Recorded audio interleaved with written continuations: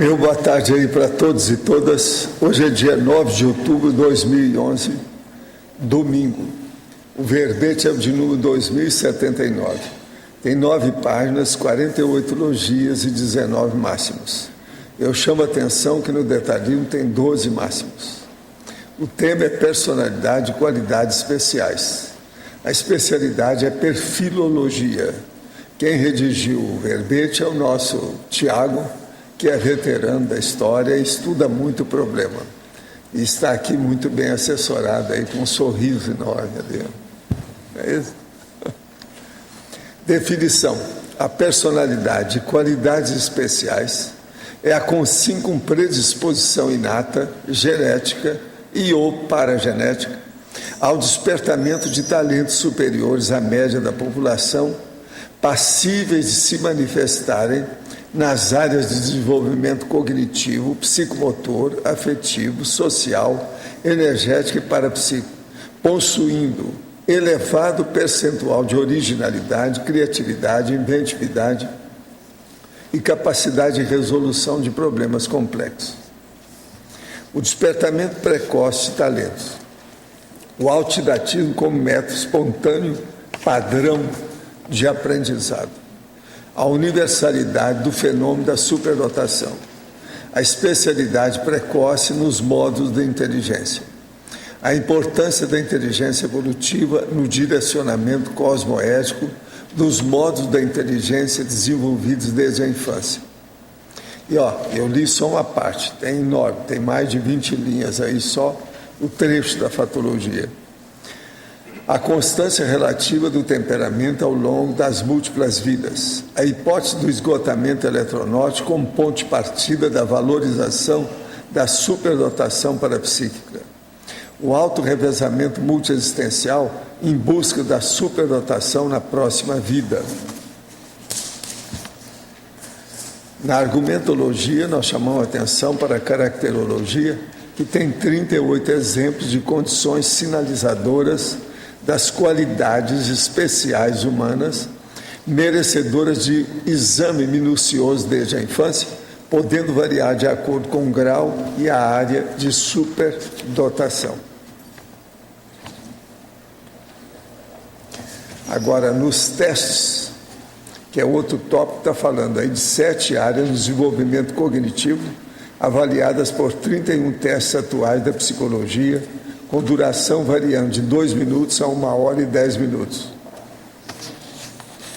Na remissiologia, nós destacamos dos 15 verbetes, autobagagem holobiográfica, bagagem pré-ressomática, despertamento parapsíquico precoce, precocidade desperdiçada e tendência inata.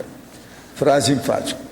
A personalidade e qualidades especiais manifesta inteligência evolutiva e holomaturidade quando utiliza os autotalentos com lucidez cosmoética e antevisão, dedicando-se ao bem de todos. No teste de avaliação pessoal, pela escala simples de 1 a 5, em qual nível você se situa quanto à superdotação? O emprego dos próprios talentos tende à cosmoética ou à anticosmoética? Agora, a bibliografia tem 25 fontes bibliográfica especializada e muito selecionada. Agora, questionamento. Gostaria, por favor, que abordasse sobre qual a razão de diversos animais passarem por maus tratos e crueldades inúmeras. Qual a necessidade de tanto sofrimento? Não, a primeira coisa é que a gente evolui tudo sozinho. Os princípios conscienciais, vegetais, subhumanos e humanos vivem tudo junto. Então eles têm que coordenar, né? As pessoas têm que entender, as consciências têm que entender, evoluir dentro do universalismo. Meu pai tem 72 anos. Há 10 anos descobrimos que tinha casas extraconjugais. Na época, conversei com ele abertamente e eu aconselhei a mudar esse comportamento. Minha mãe o perdoou e continuaram, porém sempre com a nuvem de desconfiança. Recentemente descobri que ele voltou a praticar adultério e que minha mãe, mesmo odiando a situação, pois já ser senhora de idade, suporta tudo. Já conversei com ele sobre a para-realidade da consciência, e a importância de melhorarmos impulsos e comportamentos, e dei a ele o livro Nossa Evolução, que ele ainda não leu, mas vou insistir. Estou na dependência econômica e financeira dele, não sei o que fazer. Devo insistir na ideia da conscienciologia sem tocar no assunto do adultério, ou devo falar abertamente como fiz antes? Confesso que falar com ele sobre isso não é nada fácil, ainda mais devido à questão financeira. Caso ele insista nessas práticas, o senhor acha que o divórcio é a melhor solução? Ora, não, aí o problema é eles ver o que é que vai fazer. Mas nessa idade é difícil das pessoas mudar a ideia, né? Ainda mais ele. Outra coisa, se descobrir isso aí há 10 anos, eu garanto para você que antes dos 10 anos ele tinha já pulava a cerca, está na cara. Quando a pessoa é assim, vem de longe. Isso não é com 62 anos ele começar, ele já tem 72, agora tem mais. Parabéns pelo seu verbete, entremeado de tantos detalhes especiais. Poderia explanar, por favor, sobre o primeiro megapensene trivocabulário da megapensenologia? O que vem a ser os melopensenes, melopensenidade? Como podemos facilitar as superdotações do terceiro megapensene? São 3 perguntas, né? A primeira é a respeito do primeiro megapensene, não é isso? Bem, primeiro megapensene, que é superdotação exige superreflexão. Bem, foi um ponto que eu destaquei bastante nesse verbete, porque muitas vezes a pessoa era superdotada, mas ela aplica os talentos dela para uma área que não é muito cosmoética, né? Então, já dá um destaque aqui para o item que tem na patologia, na página 26, que é um emprego anticosmoético da genialidade, por exemplo, no projeto Manhattan, né, que eles construíram a primeira bomba atômica. Então, o pessoal era todo cheio de qualidades especiais na área lógica e matemática, mas acabaram usando um negócio meio atrapalhado, né? Quanto aos melopensenes, são os pensenes relacionados à música. Então a gente tem também as personalidades de qualidades especiais que têm habilidades especiais na área da música. Então por isso que eu coloquei esses melopensenes aí. E por último, a pergunta foi sobre a terceira facilitar superdotações. É o terceiro megapensene.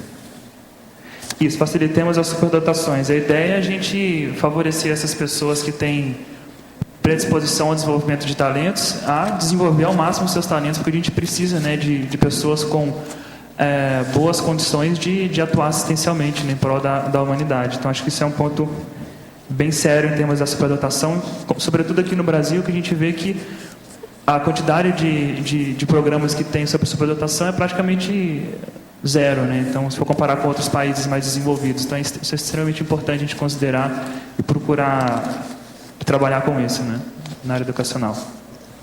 Com o exercício de ativação do fronto chakra, estou sentindo esporadicamente, não dores, mas sensações um pouco desagradáveis no cérebro. E pela localização, suspeito que sinto tais sensações na pineal. Esse fato ocorre com o desenvolvimento parapsíquico ou nada tem a ver? Não, às vezes tem, mas cada caso tem que examinar, né? Porque isso é o cérebro, tem que ver como é que é.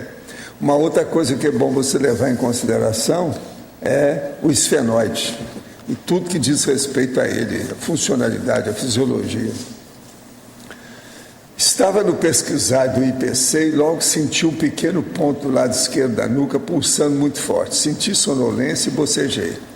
Em um sonho, estava no meu trabalho e logo apareceram 2 pessoas que anunciaram o assalto. Saí correndo desesperado para dentro para procurar uma arma que não existe. O moço veio atrás e deu um tiro bem no local onde tive a pulsação na cabeça. Não senti dor e penalizei. Vou dessomar. Beleza, vou ficar tranquilo, não pensar mal dele. Tentei abrir os olhos e não deu. E disse, vou me projetar desse corpo. Saí e pedi para o amparo me levar. Caí numa estrutura de ECP1. Hoje, almoço, hotel, almoço, etc. O mais estranho é que eu agi com muita naturalidade. Ok, anota isso tudo, vamos ver no futuro o que é que tem de bom, o que é que está certo, o que é que não está. Em relação à participação na tertúlia de ontem, gostaria de agradecer ao Dr. Ismael pela sua rica contribuição com o livro Paracérebro, que tem ajudado o Colégio Invisível da Parageneticologia, ampliando conceitos, definições e teorias em relação ao estofo metodológico das pesquisas multidimensionais da especialidade, inclusive na escrita do primeiro verbete do colégio chamado Para-DNA. Parabéns pelas pesquisas. Esse aqui é o doutor Alexandre Carlone, que está agradecendo. O doutor Ismael já viajou, mas ele vê sempre a acertura. Ainda está aí? Ah, você não dá para viajar? A conversa era essa. Resolveram ficar. Então está muito bom. Então ainda vocês vão hoje, né? Então tá. É o Carlone que está agradecendo aí a você. Página 26, parafatologia, sexta linha. O altidatismo parapsíquico aquisitivo. Pode exemplificar? Bem, você pega uma pessoa que ela, desde a infância, ela, por exemplo, ela tem alguns fenômenos parapsíquicos e ela vai utilizar o seu autodidatismo, estudar, né, fazer autopesquisa. Com isso ela vai adquirindo, né, mais capacidades, mais fenômenos parapsíquicos e consegue desenvolver essa habilidade parapsíquica. Professor, preciso mais uma vez do seu auxílio consciencial. Meu irmão gêmeo bivitelino desde 2008, ao se envolver com a consciência transexual, aqui está engraçado, né? Parece que ele é irmão gêmeo de 2008 para cá, né? Que o levou para um terreiro de Umbanda, vem tendo interferência de consciência de cavalos e dos ditos espíritos zombeteiros quando ele ingere muita vodka nos fins de semana. Ele é motorista com CNH, que é habilitação tipo D, e atualmente se encontra com depressão crônica e não admite ajuda profissional. A única solução seria uma internação providencial sem a sua autorização pessoal? Sim. Olha, se ele continua dirigindo, é preferível forçar a barra, mas tomar alguma atitude. Cuidado com isso. E se dirigir numa condição dessa é um perigão. Agora, tem aqui uma pessoa, que é um amigo, que eu quero responder, que ele mesmo pediu para não falar nada, mas o negócio é complexo, então eu vou responder com dois tempos. O primeiro tempo é a questão, e o segundo tempo vai ser a solução. Na questão, então, eu falo, meu amigo, isso aí é o taxipsiquismo, é o duelo de pensamentos, o paradoxo mental, é o autoconflito. Eu vou repetir, a questão é essa. Taxipsiquismo, duelo de pensamentos, paradoxo mental, autoconflito. Solução: interassistencialidade, prioridade do megafoco, descartar os conhecimentos ultrapassados, haver pom é una. Vê se me entende isso. Não fica forçando a barra com verdade relativa de ponta. Ela é relativa, mas ela é de ponta. E outra coisa, é verdade, é fato, é concreto. De modo que é uma coisa só. Não adianta forçar a barra, querer desfazer isso. Agora, evitar a mesmex. E outra coisa, o EV para a projetabilidade lúcida, EV para a PL. É a única saída que tem. E outra coisa, coloquei seu nome na TNF, só ver o que nós fazemos.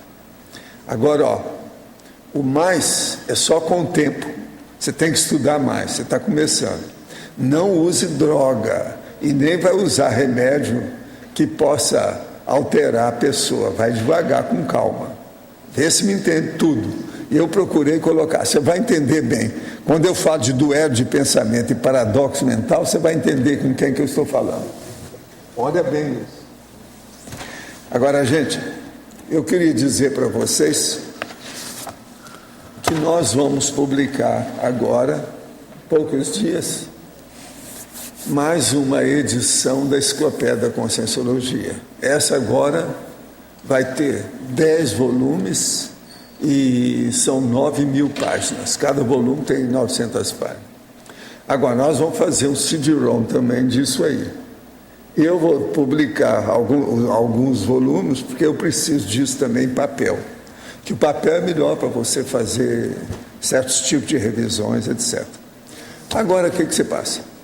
Nessa edição, logo de cara, no texto, nós temos lá a listagem de todas as microbiografias das 103 pessoas que estão participando dessa edição. São 103 verbetógrafos que estão lá. E tem a mini biografia de todo mundo. Por exemplo, o povo que pratica TNF, está tudo escrito se pratica ou não, o que faz, o livro que publicou, tem tudo lá. De modo que isso é a primeira vez que vai sair. A minha condição na enciclopédia, doravante, é de organizador. Então, é Valdo Vieira, entre parênteses, org.org, aquele negócio de .org. Já tem muito www, agora é w.org. Sabe como é que é? Então sou eu. Agora, então, vocês entendam bem isso, como é que é. A partir dessa condição, eu queria falar então uma coisa aqui para ficar registrado e principalmente para os teletertulianos. Eu vou ler aqui então isso aqui é um rascunho de um verbete que eu estou fazendo para colocar no dicionário de argumentos da Conscienciologia. Mais ou menos é isso aqui que eu vou ler. Eu vou ler. É coisa rápida, porque os verbetes do dicionário são curtos. Então, lá seria a mini-dissidenciologia. O argumento seria dissidenciológico. Então, primeiro, convocação. A época da publicação da edição da Enciclopédia da Conscienciologia, com os primeiros 103 coautores, fizemos aos teletertulianos o convite amigável, que é esse que eu fiz agora, e a convocação geral, que permanece de pé, aos mini-dissidentes da Conscienciologia, que é o que estou fazendo agora. A qualquer tempo, a consciência interessada pode vir ao CAEC, pois as portas estão sempre abertas a todos.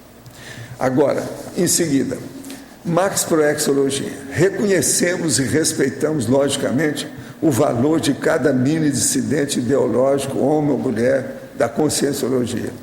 Não podemos esquecer que muitos deles são intermissivistas. A convocação é a abertura da possibilidade de maturidade cosmoética, da renovação antecipada ainda nessa vida humana, objetivando as macroex grupais e os auto-revezamentos existenciais. Grupo Karmologia. Todos temos de observar racionalmente a condição desejada do patamar do grupo karma policármico, incluindo os retomadores de tarefa e os mini-dissidentes ideológicos da Conscienciologia. Principiologia.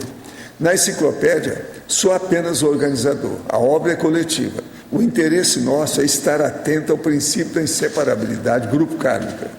Todos precisamos buscar ao máximo as reconciliações ideológicas possíveis, desde já, e a convergência de nossos altos esforços evolutivos, pois constituímos microminoria minúscula dentro da sociedade patológica. Microbiografologia.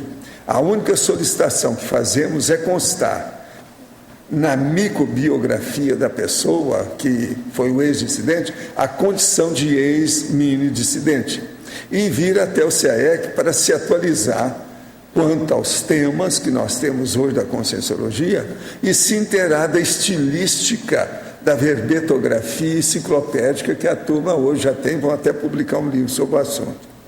A propósito, a Consim pode ser verbetógrafa até pesquisando os temas relativos à própria mini-dissidência. Agora, não podemos esquecer a característica evolutiva pessoal da consciência do mini-dissidente na condição de participante do ciclo multiexistencial pessoal, que é o CMI, da atividade nesta dimensão humana e na próxima intermissão pós-dessomática. E, por fim, o último tópico, pioneirismologia. Exaltamos com sincera gratidão a participação e colaboração dessas personalidades na condição de pioneiros e precursores junto conosco na fase inicial do desenvolvimento de nosso megaprojeto da Enciclopédia da Conscienciologia. Esta é a razão principal dessa convocação. Quer dizer, é a nossa gratidão para com os mini-dissidentes. Nós não vamos falar aqui dos nomes dos mini-dissidentes. Eles chegam, daquilo que eu posso lembrar, algumas dezenas de pessoas que estão no Brasil e no exterior. Se essas pessoas, então, estão vindo teletertuliano, lembre-se disso. Nós estamos aqui abertos, que deve é. Eu quero me antecipar nisso, que amanhã, sei lá o que acontece, nós todos vamos reencontrar.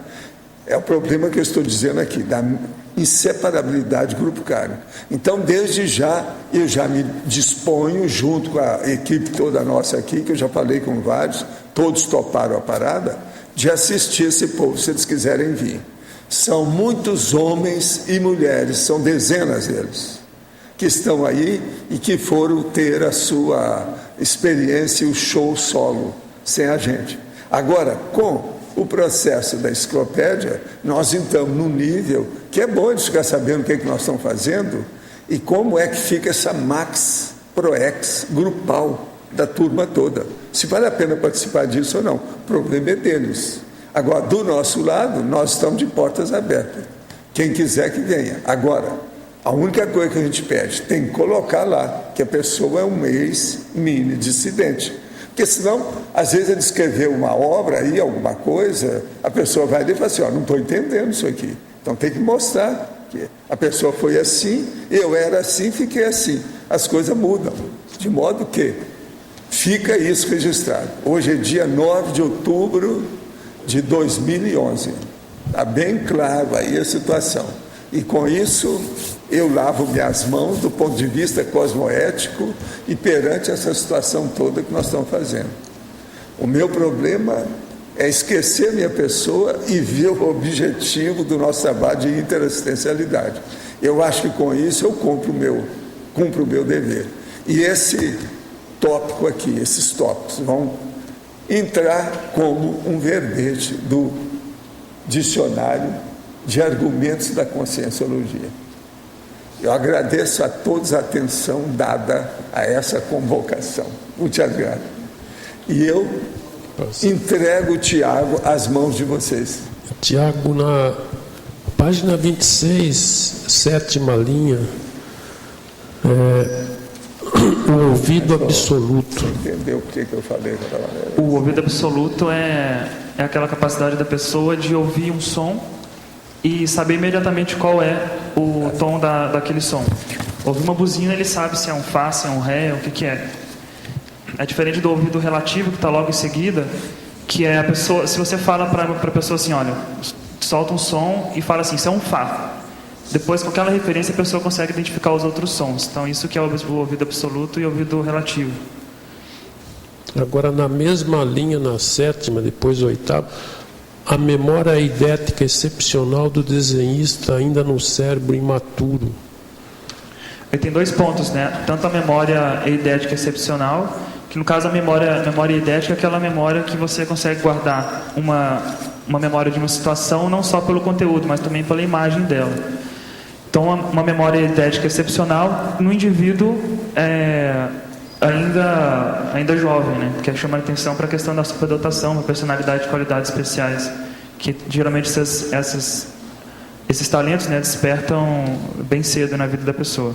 Esse termo eidético, eidética, porque eidética seria essência, agora aqui talvez seja uma outra coisa. O que seria essa eidética aqui? Memória eidética, né? Sim, memória eidética que eu conheço é nesse sentido mesmo, né? De você guardar a informação da situação junto com a imagem da situação também. Então você lembra aquele dia que a gente estava lá conversando? Sim, você estava vestindo aquela camisa, tinha uma pessoa passando com aquela expressão, eu estava...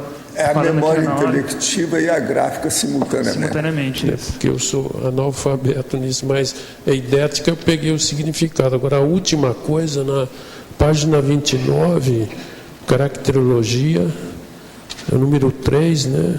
Aprendizado. Eu queria saber mais em relação ao Brasil, como é que ocorre isso aqui. Bem, eu vou ler aqui. O modo diferenciado de aprendizado em relação aos demais, necessitando ajuda, estímulo ou instrução mínimos, bastando o acesso ao conteúdo através de adultos, de livros e de alguém para responder a perguntas persistentes. Então a questão toda é a seguinte, a pessoa ela aprende muito rápido, né? Ela tem o modo dela de aprender e você dá um pequeno indício de uma matéria, por exemplo, de matemática, com aquele pouquinho que você falou, ela já tira a conclusão das coisas que você ainda não falou, então ela já consegue aprender isso muito rápido. A questão é que no Brasil ninguém percebe isso. Às vezes uma pessoa que tem essa habilidade aqui, essa capacidade desenvolvida, acaba se dispersando mais em sala de aula, por exemplo, né? Isso não é a única opção que pode acontecer, mas é uma opção que acontece muito. Acaba se dispersando em sala de aula e vira um aluno problema, e o professor estigmatiza aquele aluno como o figurinha difícil, né, da sala. Às vezes é porque o cara está aprendendo muito rápido, não está aguentando mais olhar para aquele professor falando aquela matéria fácil e cria esse problema. A gente não consegue perceber que isso, aqui no Brasil, a gente tem pouca estrutura para perceber que às vezes esse é um aluno que tem um desenvolvimento acima da média, né? Então acaba ficando perdido aí. Isso é muito comum aqui em Foz do Iguaçu mesmo, a gente tem programas nas escolas municipais que a gente observa muito isso, alunos que são considerados problemas, que muitas vezes são alunos superdotados. Mas em cima disso, que no Brasil é lógico, eles não pegam esses superdotados para dar uma educação especial para eles. Não, você tem uma ideia que no Brasil a gente tem aproximadamente quase 180 milhões de habitantes. Mais razoavelmente um consenso de que pelo menos 10% da população é superdotada. Então deveria ter pelo menos uns 18 milhões de habitantes superdotados no Brasil, mas o MEC tem registrados, se não me engano, 3.500. Você tem uma ideia? Isso registrados. Imagina quantos são atendidos. Então isso aí praticamente não tem nada no Brasil, né? Pouquíssima coisa isso. Doutores aqui no Brasil, eu estava conversando ontem com o pessoal, se não me engano tem 8 doutores no Brasil a respeito do assunto. Então essa é muito pouco movimento nessa área, né? Correto, obrigado. Álvaro Vetógrafo. Tem um sobrinho que nasceu e mora em Toronto, que está se alfabetizando e socializando em inglês, tendo os pais falando português em casa. Ele tem 3 anos de idade. O poliglotismo infantil irá facilitar que ele fale sem sotaque no futuro? Quais outras vantagens cognitivas ele terá no seu futuro? Existe um limite de línguas que uma criança pode aprender sem que se atrapalhe? E existe uma idade ideal para uma criança começar uma segunda língua? No nosso caso, de crianças nascidas aqui no Brasil. Bem, eu não sei de um limite de línguas para uma criança aprender, mas o que eu conheço é uma criança que falava 4 línguas, porque estudava numa escola francesa, isso aqui em Foz. Estuda numa escola francesa, fala em inglês com a mãe, fala em espanhol com o pai, que é paraguaio, e fala português aqui no Brasil. Então aprendeu as 4 línguas ao mesmo tempo. Agora, eu não sei uma idade ideal para começar a estudar, não saberia dizer isso, mas acho que quanto mais cedo, é melhor. Agora, existe uma experiência que já fizeram aí, que é preciso de ver o temperamento da criança, porque mais tarde, se intensificar demais o processo da aprendizagem de línguas na infância, pode dar hipominésia mais tarde, problema de desajuste, tipo dislexia e outras coisas mais. Inclusive a turma da psicologia já andou estudando isso. Os meus estudos de superdotação, isso já há 60 anos já era assim. Já tinha gente que pensava assim. Citar um caso de um cara bem conhecido que chama John Stuart Mill, que ele, com 3 anos de idade, ele era inglês, falava inglês e já lia Platão em grego, né, aos 3 anos. Com 20 anos de idade ele teve colapso mental, né? E eu só ia confirmar isso que você está falando, Walter. Tem alguns pesquisadores que acham que o ideal não é a criança começar aprendendo 2 idiomas simultaneamente, mas aprender primeiro. A escola, isso aí varia muito, é muito controvertido. Agora, o que eu vejo é que precisa analisar é o temperamento da criança e o ambiente que ela está se desenvolvendo. Isso aí, com o meu amigo lá, que era especialista no assunto, o doutor lá, o psicólogo, a gente já tinha chegado à mesma conclusão. Ele também tinha a mesma ideia que eu. E esse eu sempre respeitava, porque ele, internacionalmente, para mim, é o maior de todos eles, em matéria de estudo de superdotação. Agora, nesses casos da pessoa que tem um temperamento favorável a isso, que já ouvi relatos de pessoas que passaram por esse processo de aprender 2 línguas, é que aparentemente fica mais fácil também depois aprender novas línguas quando a pessoa cresce, né? Já virou adolescente ou adulto. Tem esse fator também. Professor, há anos e com certa frequência tenho sonhos onde sou informada de assuntos complexos. Recordo sempre de ambientes claros e luminosos. Infelizmente, recordo pouco das conversas. O senhor poderia explanar melhor sobre isso, o que se passa comigo? Olha, isso aí é fenômeno muito comum que chama precognição. Agora, também é muito comum isso da pessoa não recordar, às vezes, certas palavras. E outra coisa também que é difícil, números, algarismos. Então, ela lembra do fato, do ambiente, daquilo que pode ocorrer, mas ela não guarda o nome dos personagens ou números daquilo que apareceu. Isso é fenômeno comum, ou parafenômeno mais comum de precognição. Inclusive, tem centrais de precognição no mundo. Já fizeram isso várias vezes dentro da parapsicologia. De modo que o seu problema é estudar o que é precognição. Ao professor Tiago, Qual é o percentual de personalidade e qualidades especiais que se tornam adultos, ajustados, produtivos e cosmoéticos? É mais de 51%? Eu acho que não. Mas isso eu estou chutando, porque só você imaginar na história humana a quantidade de... Quantos superdotados, né, você conhece na história humana que fizeram muita coisa. Muitas vezes eu vejo que eles são subaproveitados, né? E superdotação, eu coloquei em algum lugar aí, não necessariamente ela envolve maturidade, né? Então isso é uma questão. A gente tem casos de superdotados que são criminosos, né? Então isso é um dado para analisar. 51 é dessa turma. Alver Betógrafo. Em parafatologia, página 26, quarta linha de baixo para cima. A autovivência precoce do estado vibracional profilático. Em relação às crianças, a partir de qual idade é recomendável o trabalho com mobilização básica de energias? Olha, eu vou dizer assim, que no meu caso não deu problema começando com 11 anos de idade. Mas acho que antes disso... Nós temos recomendado sempre que lá pelos 7 anos a pessoa já pode deslanchar com qualquer coisa. Agora, Alver Betógrafo. Qual a melhor composição familiar para colaborar com os filhos na construção de personalidade e qualidades especiais? Eu vejo que um termo aí que é importante a gente analisar é esse construção, né, de personalidade e qualidades especiais. Na verdade, a personalidade e qualidades especiais, ela tem essas qualidades espontaneamente, né? Então, às vezes você vê aquele pai que super estimula o filho porque quer que o filho seja um superdotado, né? Na verdade, não é isso. Ele vai se tornar uma pessoa... Pode se tornar uma pessoa super talentosa se não tiver nenhum problema, né, por causa dessa força aí dos pais. Então, o que eu vejo assim, do que eu tenho pesquisado, eu acho que uma postura interessante para os pais é conhecer, né, o filho, como é que é o ritmo do filho, e acompanhar o ritmo do filho e dar todas as oportunidades que que você vê, né, que o filho está já preparado para poder receber, para você deixar que ele siga, né, o desenvolvimento dele da melhor forma possível. Alguns vão acelerar mais, às vezes se você força muito essa aceleração, pode ser que não seja tão interessante, então acho que isso tudo é um ponto para se avaliar também. Tiago, Rosa, na página 26, parafatologia, de cima para baixo, a terceira linha. A importância da priorização da TARES pelo superdotado parapsíquico. Isso aqui é fazendo contraponto em relação ao cara que tem desenvolvimento parapsíquico precoce e está usando para fazer TACOM, né? Então, às vezes é interessante pensar nessa possibilidade de usar essa habilidade para fazer TARES, né? Então, seria um contraponto nesse sentido. Tenho mais 2 perguntas. Sim. Gostaria que você falasse um pouco sobre essa na neossinapsologia, sobre as neossinapses criadas a partir de especialidades nas diferentes áreas do córtex cerebral. Bem, a pessoa ela tem, normalmente o superdotado, ele a personalidade e qualidades especiais, né, ele é bem desenvolvido em uma área específica.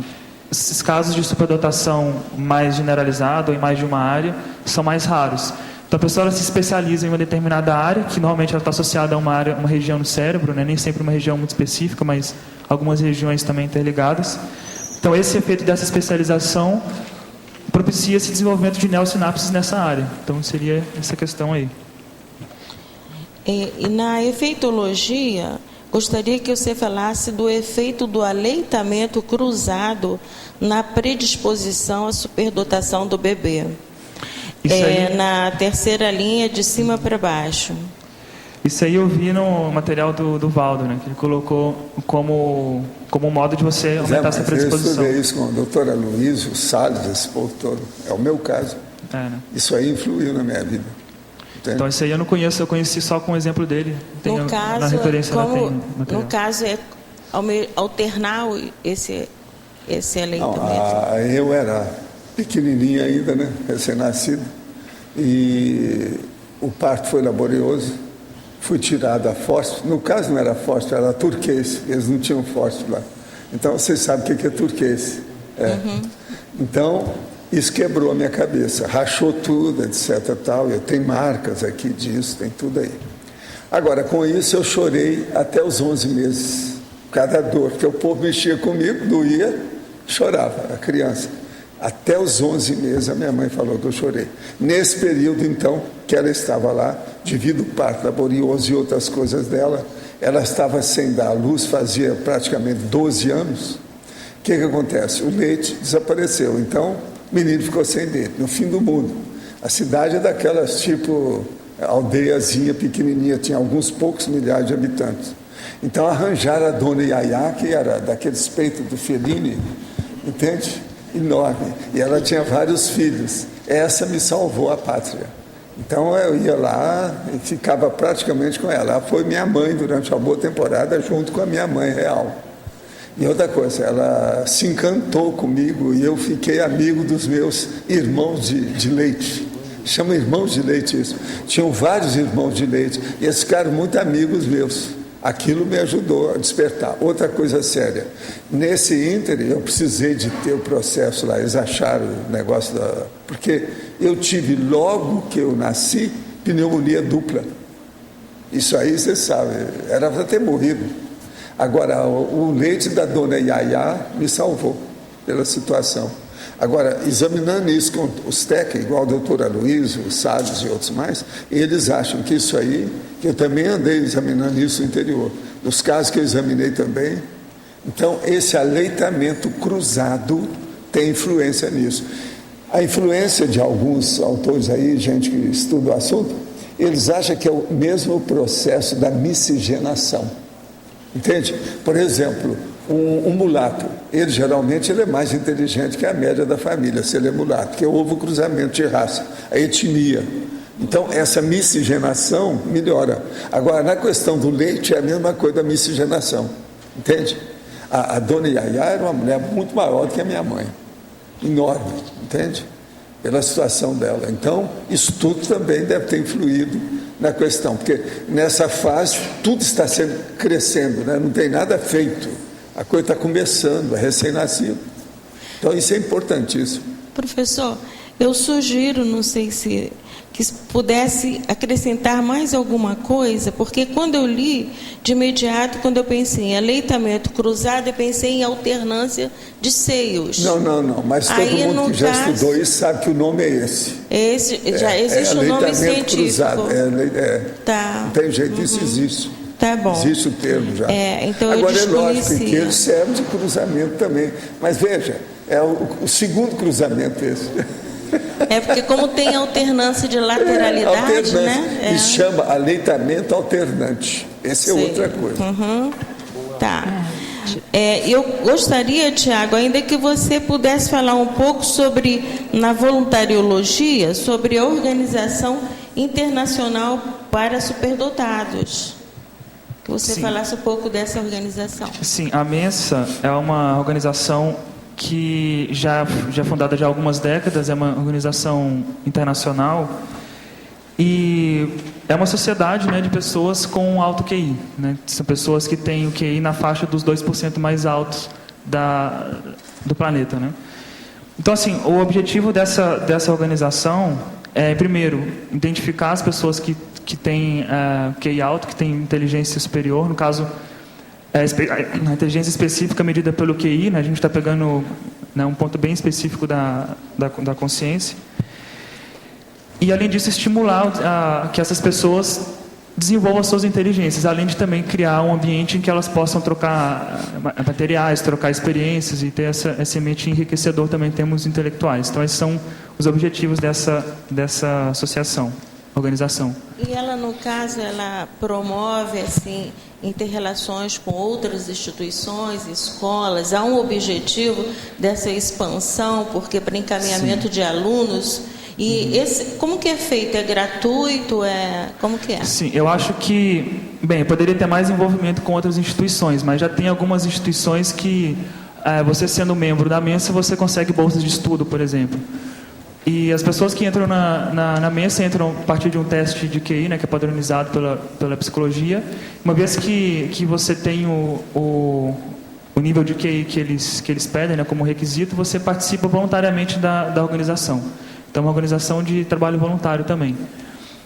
Entendi. Porque há pouco, quer dizer, faz algum tempo, né, que eu me aposentei, existia na UERJ um departamento, que hoje a diretora era a doutora Marcil, e ela fez a formação na França. Não havia, como você falou, especialistas aqui em superdotação.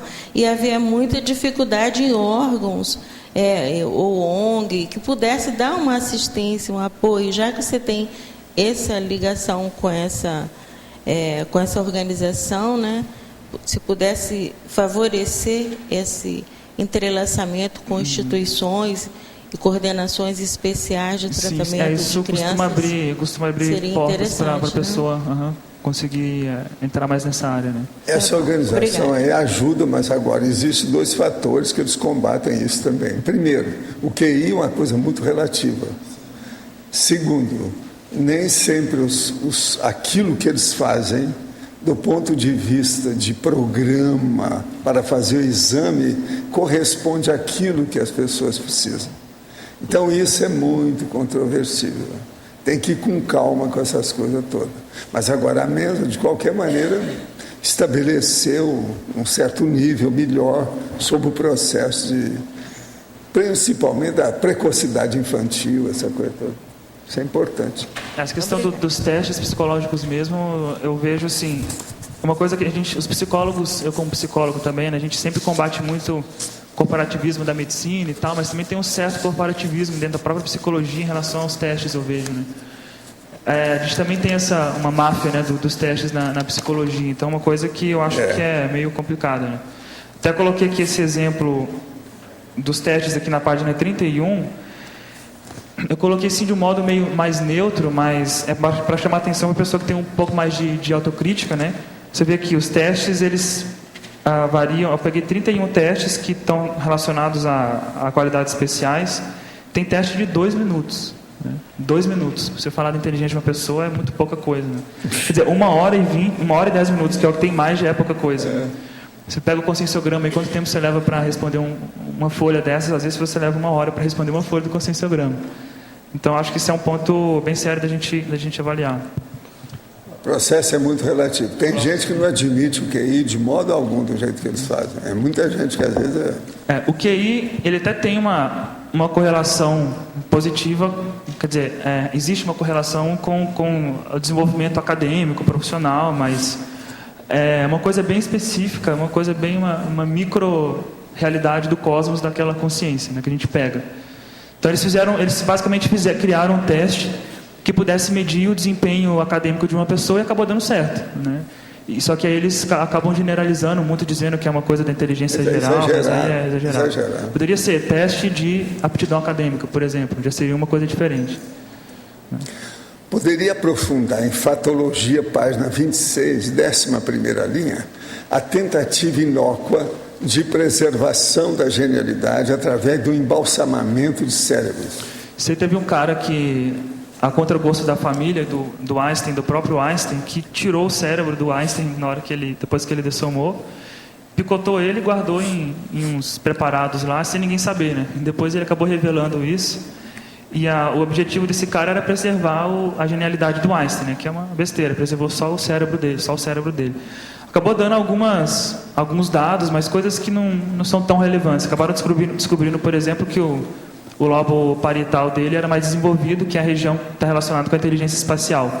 Mas isso acho que é pouca coisa, dá para você fazer uma análise dessa até com uma pessoa viva, não tem tanta... Não, mas tem uma coisa do cérebro dele que ajudou. Tem uma senhora que andou examinando e falou que o que interessava era o prolongamento, não era o processo de neurônio, mas os prolongamentos dele eram grandes em relação à situação. Isso aqui é importante. Glias, dendritos, etc. E as neuróglias também, né? Estão agora, com a neurociência, as coisas vão ficar mais claras. Isso com uma pessoa viva dá para você pesquisar, acho que até melhor do que com uma pessoa que já dessomou, né? Já tem tecnologia para isso.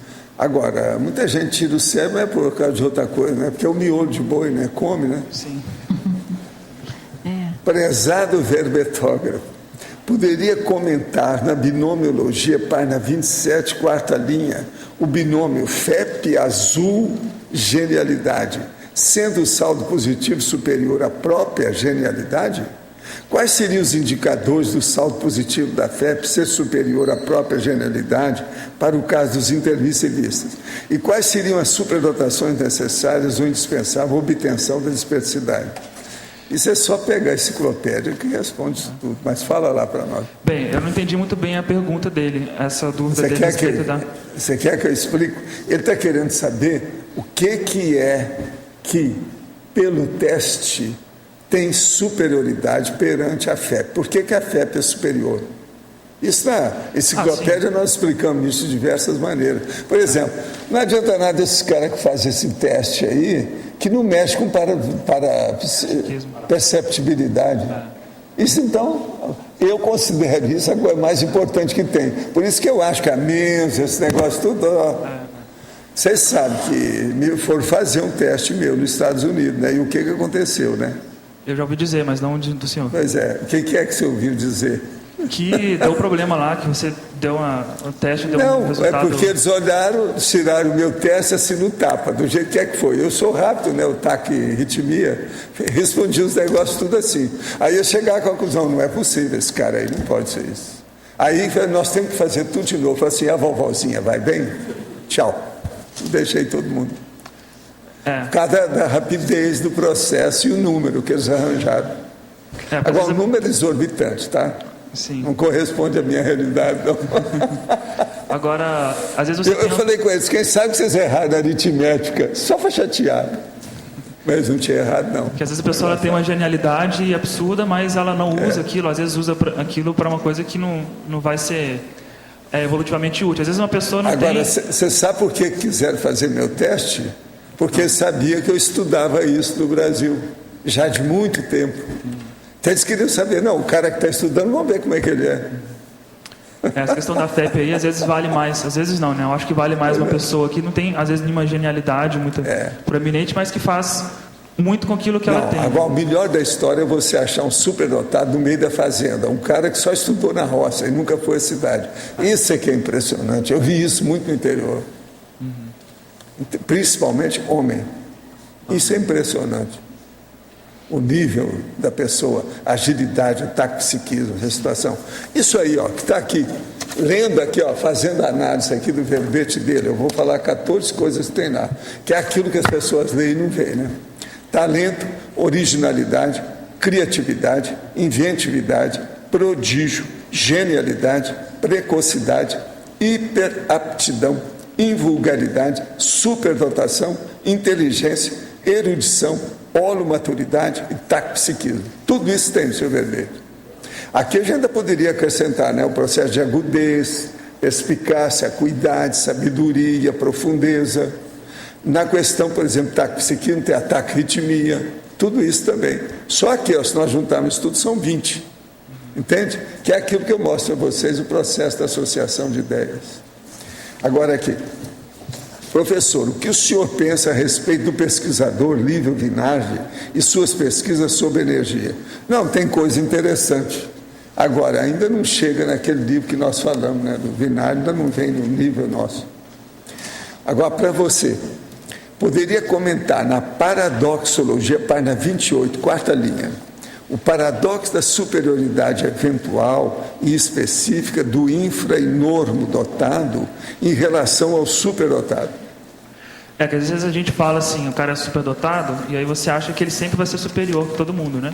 Mas não é bem assim, não. A superdotação, ela é específica, né? Ele pode ser super genial em uma área, mas em outra área ele tem uma... Principalmente do ponto de vista do psicossoma. Psicossoma, isso, exatamente. Devido àquilo que nós falamos, que é que a gente fala mais aí?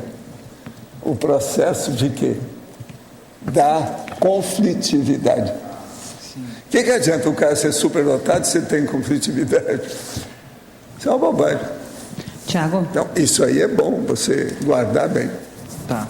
É a parte do comocionalismo da pessoa. Professor Tiago. Sim. Na página 26, parafatologia, terceira linha. A exploração militar do superdotado mediúnico. Você pode, por favor...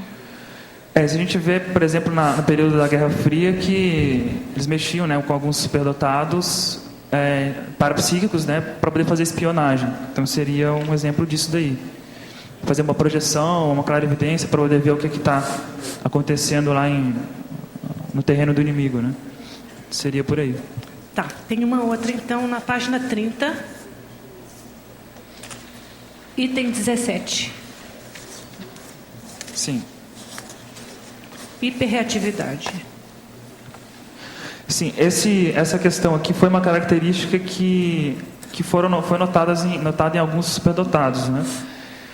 Você pode ver que dessas características, nem todas, lá no início da numeração, você vê que são todos alguns sinais, né, de superdotação. Você não poderia utilizar todos como critério diagnóstico, né? Por exemplo, se não tem isso, então não é um superdotado. Isso que basicamente uma característica que foi notada em muitos superdotados, eles colocaram como uma questão que eventualmente pode acabar acontecendo. Tá bom, obrigada. Tiago, aqui na página 26, em parafatologia, o terceiro parafato. Constância relativa do temperamento ao longo das múltiplas vidas. Isso. Isso aí, bem, no caso do superdotado, ele é bem importante porque a superdotação é uma predisposição, né? Genética e paragenética. Então, isso é uma coisa que ela vai trazer de outras vidas. Então, entra nessa questão do temperamento. E muitas vezes você vê um superdotado, por exemplo, na inteligência lógico-matemática. Provavelmente ele vai levar isso por diversas vidas, várias vidas. Ou uma pessoa que tem uma superdotação musical. Você vê aquele menino de 4 anos, 6 anos, tocando piano super bem. Pega o Mozart, por exemplo, que com menos de 10 anos já tinha sinfonias, já tinha muito material já feito, né, na área da música. Então seria mais nesse sentido. Então esse temperamento ele vai influenciando a pessoa em várias vidas, né? Nesse caso, influenciando especificamente o desenvolvimento de um talento em uma área específica. E o que você falou antes também na superdotação tardia, na identificação tardia da superdotação. Por que você chamou a atenção desse aspecto? Isso porque se você for pegar os países que não são, principalmente os países que não são desenvolvidos, que investem pouco na educação, é fácil você ter casos de superdotados que são identificados depois dos 20 anos, 30 anos. Então a gente tem uma especialista aqui no Brasil, que foi presidente da Combrasd, que chama Suzane Pérez, e que ela pesquisou justamente isso. Ela se identificou como uma superdotada, mas depois que ela teve uma filha e viu que a filha também era superdotada, e aí foi que ela se dedicou a estudar essa questão aí da superdotação do adulto, né, que não sabia que era superdotado e descobriu depois. Tá. Obrigada. Aqui em cima no ar, página 26, na fatologia, na 4ª linha de baixo para cima, no comecinho. Fala como é que é isso aí, a profilaxia da superficialidade devido à facilidade de aprender, porque eu entendia que quando você tem facilidade de aprender, aí é que você quer conhecer várias coisas, aprender várias coisas e fica superficial. Eu conheço a síndrome.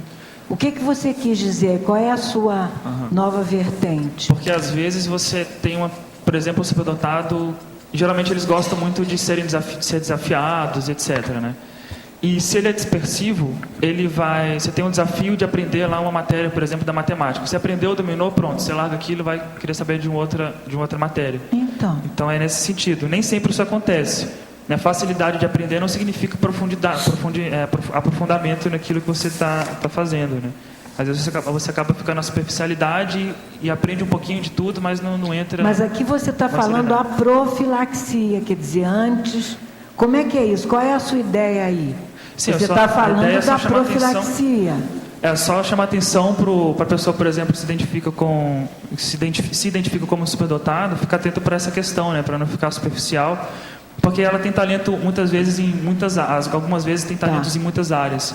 E ela pode acabar se dispersando por isso, né? Ela quer fazer tudo ao mesmo tempo e acaba não conseguindo, né? Fica dispersa. Então, mais para chamar atenção para isso, a pessoa ficar esperta e ver se consegue mais foco, né? E mais profundidade nos estudos pessoais. Eu estou sugerindo, então, porque aqui colocar mais alguma coisa, modificar essa frase. Você ainda tem espaço, né? No verbete. Porque está parecendo que você está dizendo exatamente o contrário. Tá, muito obrigada. Tá bom, atenção. obrigado. Vou marcar aqui. Você já chegou a falar a respeito às vezes, da criança superdotada, que é interpretada como criança problema, às vezes na escola e tal. Como é que você faz, ou como é que a pessoa, os pais fariam, e os professores, para identificar aquela criança que, na verdade, está dando problema, mas é por uma superdotação? Acho que o ideal nesses casos é ter uma equipe multidisciplinar atuando para poder avaliar isso. Porque o professor ele não tem como a gente exigir que o professor também faça tudo, né? O trabalho do psicólogo, do pedagogo, do psicopedagogo, do diretor e etc. Né? Então é importante que tenham várias pessoas analisando os casos, preferencialmente, né, que todos pudessem avaliar todos os casos individualmente.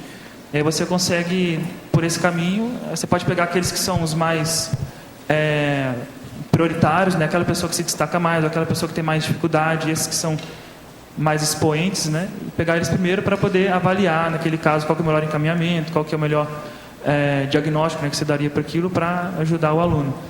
Então, acho que esse é um ponto que eu observo, né, que seria um modo interessante de trabalhar com essa situação. Tiago, nesse sentido, tem algum estudo sobre esses principais problemas que o superdotado pode criar na sociedade em geral, né? Eu sei de casos, por exemplo, que quando eles recrutam gente e é superdotado e põe para uma função assim que é, vamos dizer, subalterna, uma função que não é a altura deles, eles criam problemas. Eu não sei se existe algum estudo nesse sentido. O superdotado é uma consciência, né? Se tratando de consciência, pode tudo, né? Aí você depende muito do temperamento da pessoa, do estilo da pessoa. Aí você tem que ver isso direitinho. Não necessariamente ela vai criar problema sendo subalterno, não necessariamente. Ele tende a ser mais independente, tende a ser mais, vamos dizer assim, menos encolerado, né? Tende a querer ser menos encolerado, mas não necessariamente ele precisa ser rebelde nesse sentido também. Depende muito do temperamento, né? Ô, Tiago, aqui. Não seria o caso de colocar aí a lista dos módulos de inteligência? Inserir módulos de inteligência no verbete? Não, colocar a lista de módulos de inteligência, tentando assim dividir a inteligência em vários módulos da maneira que fosse mais abrangente possível. Sim, eu acho que poderia até ser, mas o problema com esse verbete é que já está muito extenso, né? Então eu tentei pegar aquilo que era o mais prioritário. Na enumerologia, eu tentei colocar aí algumas, está na página 27, tentei colocar algumas áreas de superdotação que já daria alguma ideia de algumas áreas de inteligência que a pessoa pode se desenvolver. Até essa numerologia mesmo, tinha uma outra enumeração lá na argumentologia, a gente achou melhor colocar aqui justamente para enxugar um pouco mais, que na primeira versão esse verbete estava com 13 páginas, então estava muito grande. Então a gente enxugou, pegou o essencial. Tiago. A inteligência evolutiva é que é importante, eu acho que você fala aqui, né? Sim, alguns pontos. Pois isso aqui é o mais importante, porque ela é a mais composta. Sim. Agora, outra coisa, o Antônio Gugel não veio hoje, né? Devia te fazer pergunta para você, né? Sim. Você fez para ele, tinha que fazer para você. Eu acho que ele fica devendo. Tá certo? Mas eu vou cobrar dele. Eu acho que seria bom.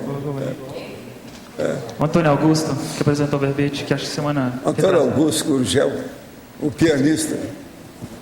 Do verbete radiotismo. Tiago, aqui na tua frente. Uma dúvida em relação ao título. Nos seus estudos, por que você optou pelo título personalidade de qualidades especiais ao invés de personalidade superdotada? Na verdade foi uma sugestão do professor Valdo. Eu não conhecia esse termo até ele me falar. Desafio vocês a arranjar um título melhor. A minha sugestão era o superdotado, né? Aí ele falou, bota esse que é mais atual. Não, aí hoje está na moda qualidades especiais. Qualidades especiais, tá? né? E você fala aí também no seu texto, em outros lugares você fala no assunto. No final eu até achei que ele é um termo bem... Assim, tem altas habilidades também. É o termo mais utilizado. Teve um congresso aí agora em Curitiba, e agora não, né? Acho que foi ano passado, há 1 ano e 1 mês atrás, lá em Curitiba, foi internacional, teve pessoas de fora, foram 1.300 participantes. Ninguém chegou a falar de personalidade de qualidades especiais, mas falaram do superdotado, altas habilidades e tal. O pessoal chegou no consenso do superdotado como um termo mais ideal, mas eu acho que personalidade e qualidades especiais, depois eu pensei Não, com mais mas o calma. que está na ponta hoje é qualidades especiais, Eu acho que esse aqui, internacional. ele é mais racional, acho que pega uns pontos que são bem importantes. Primeiro que é personalidade, e aí até Aqui. pelo contexto da Eu conscienciologia já é estudo o interessante. processo quando era o nome, era precocidade infantil ou prodígio infantil. Isso é da década de 50. Isso. Eu estudo isso desde essa época, por causa do povo que estava em torno de mim. Agora, Entendeu? o fato também de colocar qualidades especiais, acho que já Essa é a abrange mais, última acho que dá uma- expressão que arranjaram para o assunto. né? E eu acho que ela é bem adequada.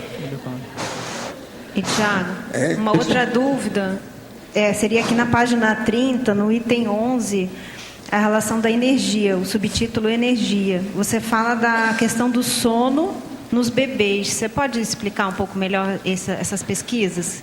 Tá, alto nível de energia podendo resultar na concentração para a realização de tarefas ou na hiperatividade, caso sendo suficientemente estimulada. Quando bebês podem precisar de menos sono em relação à média. Isso aqui porque a pessoa que ela tem qualidades especiais, geralmente ela é mais atenta, né? Ela é mais alerta. Então, intelectualmente, ela é mais ativa. Então, é nesse sentido que ela tem essa energia. Agora, energia, não só energia consciencial, energia psicomotriz, energia cerebral, é questão química mesmo, né? Então, isso pode acabar, se a pessoa não é estimulada corretamente, você não tem essa orientação para canalizar aquilo para uma área mais produtiva, ela pode acabar se perdendo com essa quantidade de energia que ela tem, né? Então, seria mais nesse sentido. Então, devido a essa maior atividade cerebral, seria uma hipótese, né, uma probabilidade, uma hipótese, né, de ter essa menor necessidade de sono em relação à média quanto crianças, quanto bebês, né? Quanto bebês. E você acha que isso continua na adultidade ou isso modifica? Eu não vi nada a respeito disso, mas eu acho que pode depender muito de como vai ser o desenvolvimento da pessoa, né? A pessoa ela se desenvolve muito ansiosa, ela vai acabar tendo, por exemplo, insônia. Se ela consegue deixar aquilo mais alinhadinho, se organizar, se disciplinar, ela pode passar por cima disso, né? Obrigada. Tiago, aqui no letra B. Na página 30, o item 17 e 18, eu gostaria de entender o porquê da hiperreatividade, né? Reações intensas além do normal, a ruídos, dor e frustração, e humor, excelente senso do humor. Porque a consciência, né, com personalidade e qualidades especiais teria isso? Poderia aprofundar?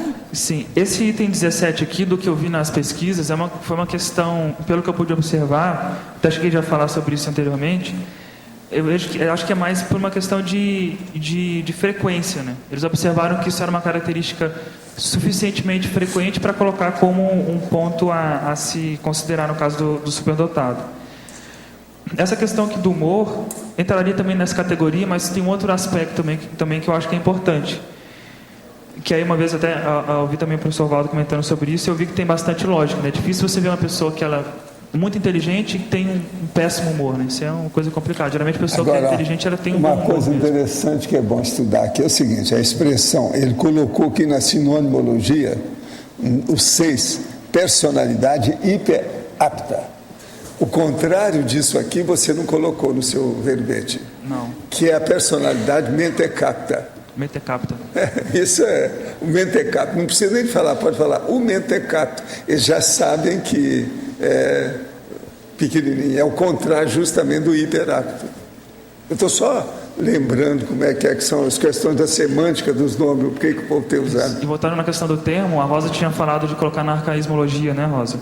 O termo superdotação. Até cheguei a colocar o superdotado e pessoa com altas habilidades no arcaísmo, mas a gente tirou porque eu falei muito de superdotado também, o termo aqui no verbete, né? Estava soando um pouco estranho, então a gente achou melhor tirar. O prodígio também você falou, agora o precoce você falou? Eu pensei, quando o professor Valdo falou em precoce, que eu achei que hoje em dia não se fala mais pessoa precoce, criança precoce, fala? Não, mas ele está falando precoce aqui. Não sei, acho que precoce... Ele está bem, então bem claro. Então desisto da ideia. É gênio precoce. Então eu desisto da ideia, pronto. Isso desisto. é que é a precocidade infantil. Sugestão. Valdo, você fez aqui... É o Benito Ariola, o Ariola, sabe? Aquela menina que era pianista, tudo era genialidade. Eu segui isso tudo. Tem um monte de livro lá embaixo sobre isso, tá? Nesse verbete você chegou a fazer aquilo de ideias afins, os termos aproximados, como você fez, acho que ontem, né? Pois é isso que eu falei, esses 14 aqui que eu mostrei, é isso aí. É a visão de conjunto, entende? Associação de ideias. Eu sou doutor nesse assunto, na associação de ideias. Mas ontem você teve uma lista, que hoje você... Pois é, hoje eu fiz outra lista. Outra lista. Não é de ontem.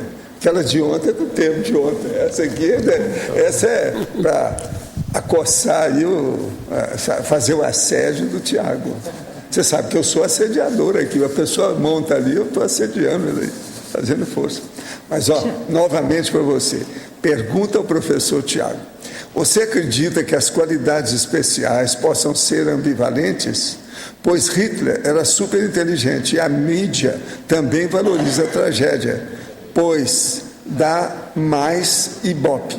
E quando você pergunta quem foi Albert Sabin, são poucas pessoas que sabem quem foi. Olha, esse negócio de falar que o Hitler é super inteligente, vamos devagar com a dor, né? Eu estou fazendo só uma apreciação, que não é bem assim, não. Ele não era. Ele tinha determinada capacidade de comunicação, mas ele era burro para chuchu, porque tinha uma opção de besteira. Uma pessoa que começa a falar sem parar, do jeito que esses ditadores fizeram, não são inteligentes. É o caso do Fidel Castro, é o caso do Hitler, é o caso do Chaves, e tem outros mais. Tem mais outro no Brasil, mas eu não vai falar aqui. Professor Valdo, aqui, eu tinha lido que era infradotado. Pois é, mas é isso que você leu correto. Ele era infradotado e outra coisa, tinha uma série de condições, inclusive ele foi reprovado numa opção de coisa que ele andou fazendo na vida. Eles falam mais do ponto de vista que chateou a ele, que eram judeus que fizeram o exame dele como desenhista, como artista, e ele não perdoou isso de modo algum. Mas de modo que eu estou abrindo um parênteses aqui para dizer que isso aí não é bem assim. Mas responde, você quer que eu leia de novo? Não, eu peguei. Você entendeu? A genialidade tem nessa questão que o Waldo comentou, e tem também outros casos que realmente pode ser ambígua, né? Até por isso que o Losch lembrou que o verbete é neutro. E aí vai aquela primeiro mega pensene trivocabular do verbete, que a superdotação exige superreflexão, justamente por isso, né?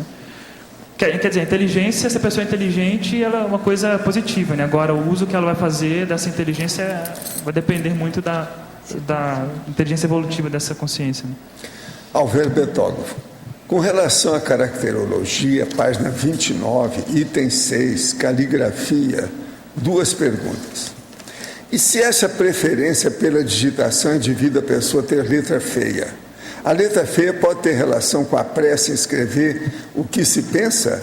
E seria a caligrafia atrasada da qual você fala? Aqui na verdade você tem um caso específico, né, dela ter caligrafia atrasada, porque, ela trabalha mais, né, com o computador, ela tende a trabalhar mais com o computador, mas não necessariamente essa é a única causa, né, seria um ponto específico. Sim. Qualquer coisa, se a pessoa estiver interessada, é só ir ao holociclo e ver o que é que eles falam lá sobre caligrafia. Agora a outra dela, ó. Sim, o Losch está lembrando aqui justamente essa questão que você precisa, o período da infância é um período importante para você desenvolver psicomotricidade. Então a pessoa ela não treina caligrafia, a caligrafia dela acaba ficando ausente mas existe, se for falar as coisas do Losch, nós temos que lembrar da psicologia. Uma pessoa que tem uma caligrafia ruim, aquilo vai contra a personalidade dela frontalmente. Sim. Isso aí é um outro aspecto psicológico, muito sério, social, intelectual, até familiar. Agora, a segunda pergunta. Você fala em habilidade verbal. E quando a pessoa come palavras, quando fala, pela pressa de expor o que está pensando, tem relação com taquipsiquismo ou ansiedade?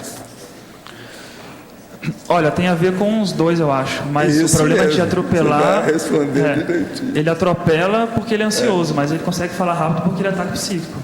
Então acho que tem os dois, Está perfeito. Aí. A maioria é assim. Agora, gente, pontuações da 5ª jornada de educação conscienciológica, de 7 a 9. Total de participantes, 70. Cidades representadas, 14. Países representados, 2. ICs representadas, 16. 16 ICs num curso desse, numa jornada, impressionante isso, hein? Agora, aqui tem a listagem da cidade e tem as ICs aqui, são 16 ao todo. Impressionante. É a 5ª jornada de educação conscienciológica, 70 pessoas. Agora, a maioria deles já estão muito especializados, né? Todo mundo que está participando já do métier, não é isso? De modo que vocês ficam sabendo dos totais, impressionante. Tem a listagem aqui de todas as cidades, tudo direitinho. Tiago, aqui em cima no ato, Ana Guimarães, na primeira página, na citaciologia, o que você quis dizer com a quadrinhologia? Explica para a gente.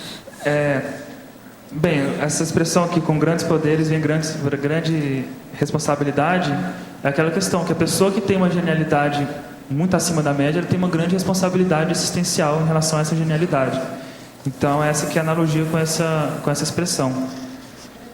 Mas a quadrinhologia, o que você está querendo chamar a atenção? Não, isso é um bordão de um... A citação é de uma revista em quadrinhos, então por isso que é da quadrinhologia. De uma revista em quadrinhos? Desculpe. Do Homem-Aranha, esse quadrinho sobre o Homem-Aranha. Qual revista em quadrinho? Do Homem-Aranha, Super-Herói Homem-Aranha. Super-Herói Homem-Aranha. Isso. Tá ok, obrigada. Desculpe a ignorância. Desculpa. É a arte sequencial, é outro nome também. Uhum. Não, em francês, com elas tem que falar em francês. É bande dessinée. Tiago, você tinha falado que a questão do superdotado é uma questão pega mais os especialistas, né? Agora, o superdotado polímata, assim, existe alguma... Porque você falou que é bem menos. Existe algum estudo a respeito disso? Tem estudo, sim. Se você olhar lá na mitologia, na página 28,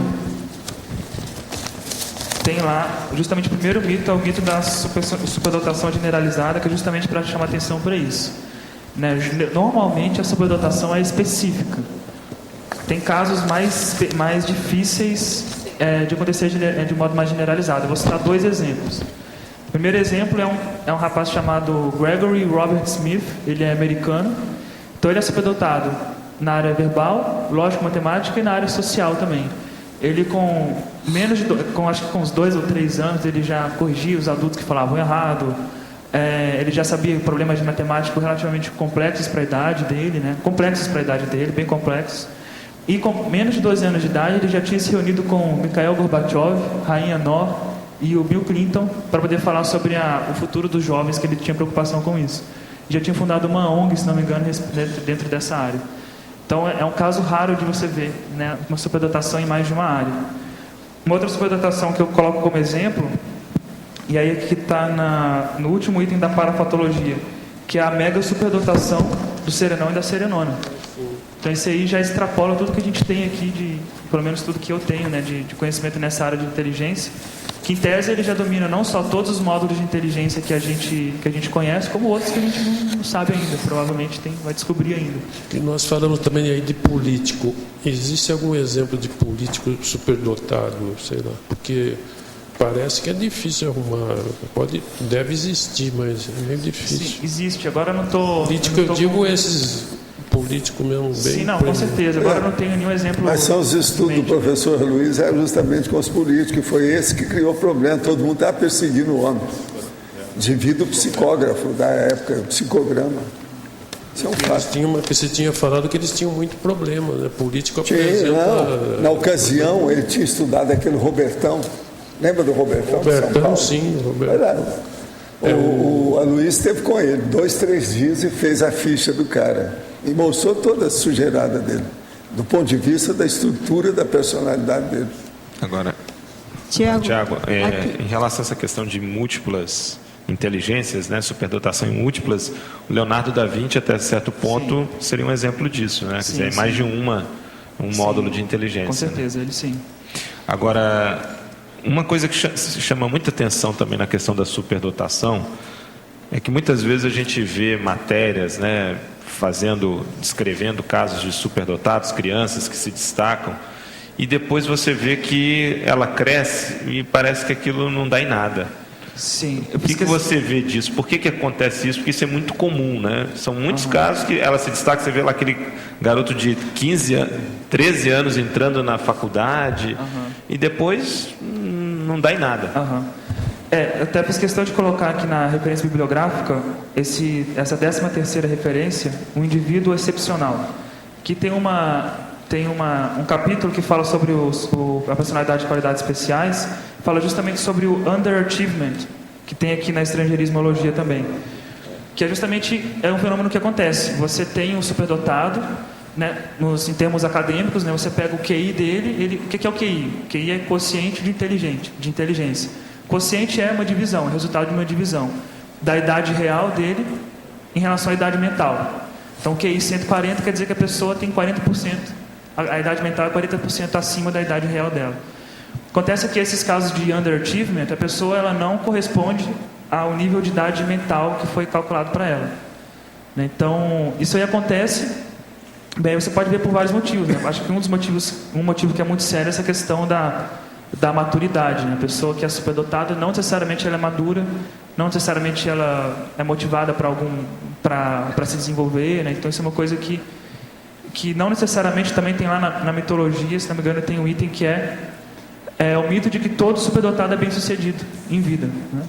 A superdotação ela é uma predisposição. Tem outro artigo aí também. A maioria fracassa. A maioria fracassa. E outra coisa, senão, aí é por causa de 3 tipos de idade que não conjuminam. Quando elas ficam no mesmo nível, a pessoa então abre o jogo.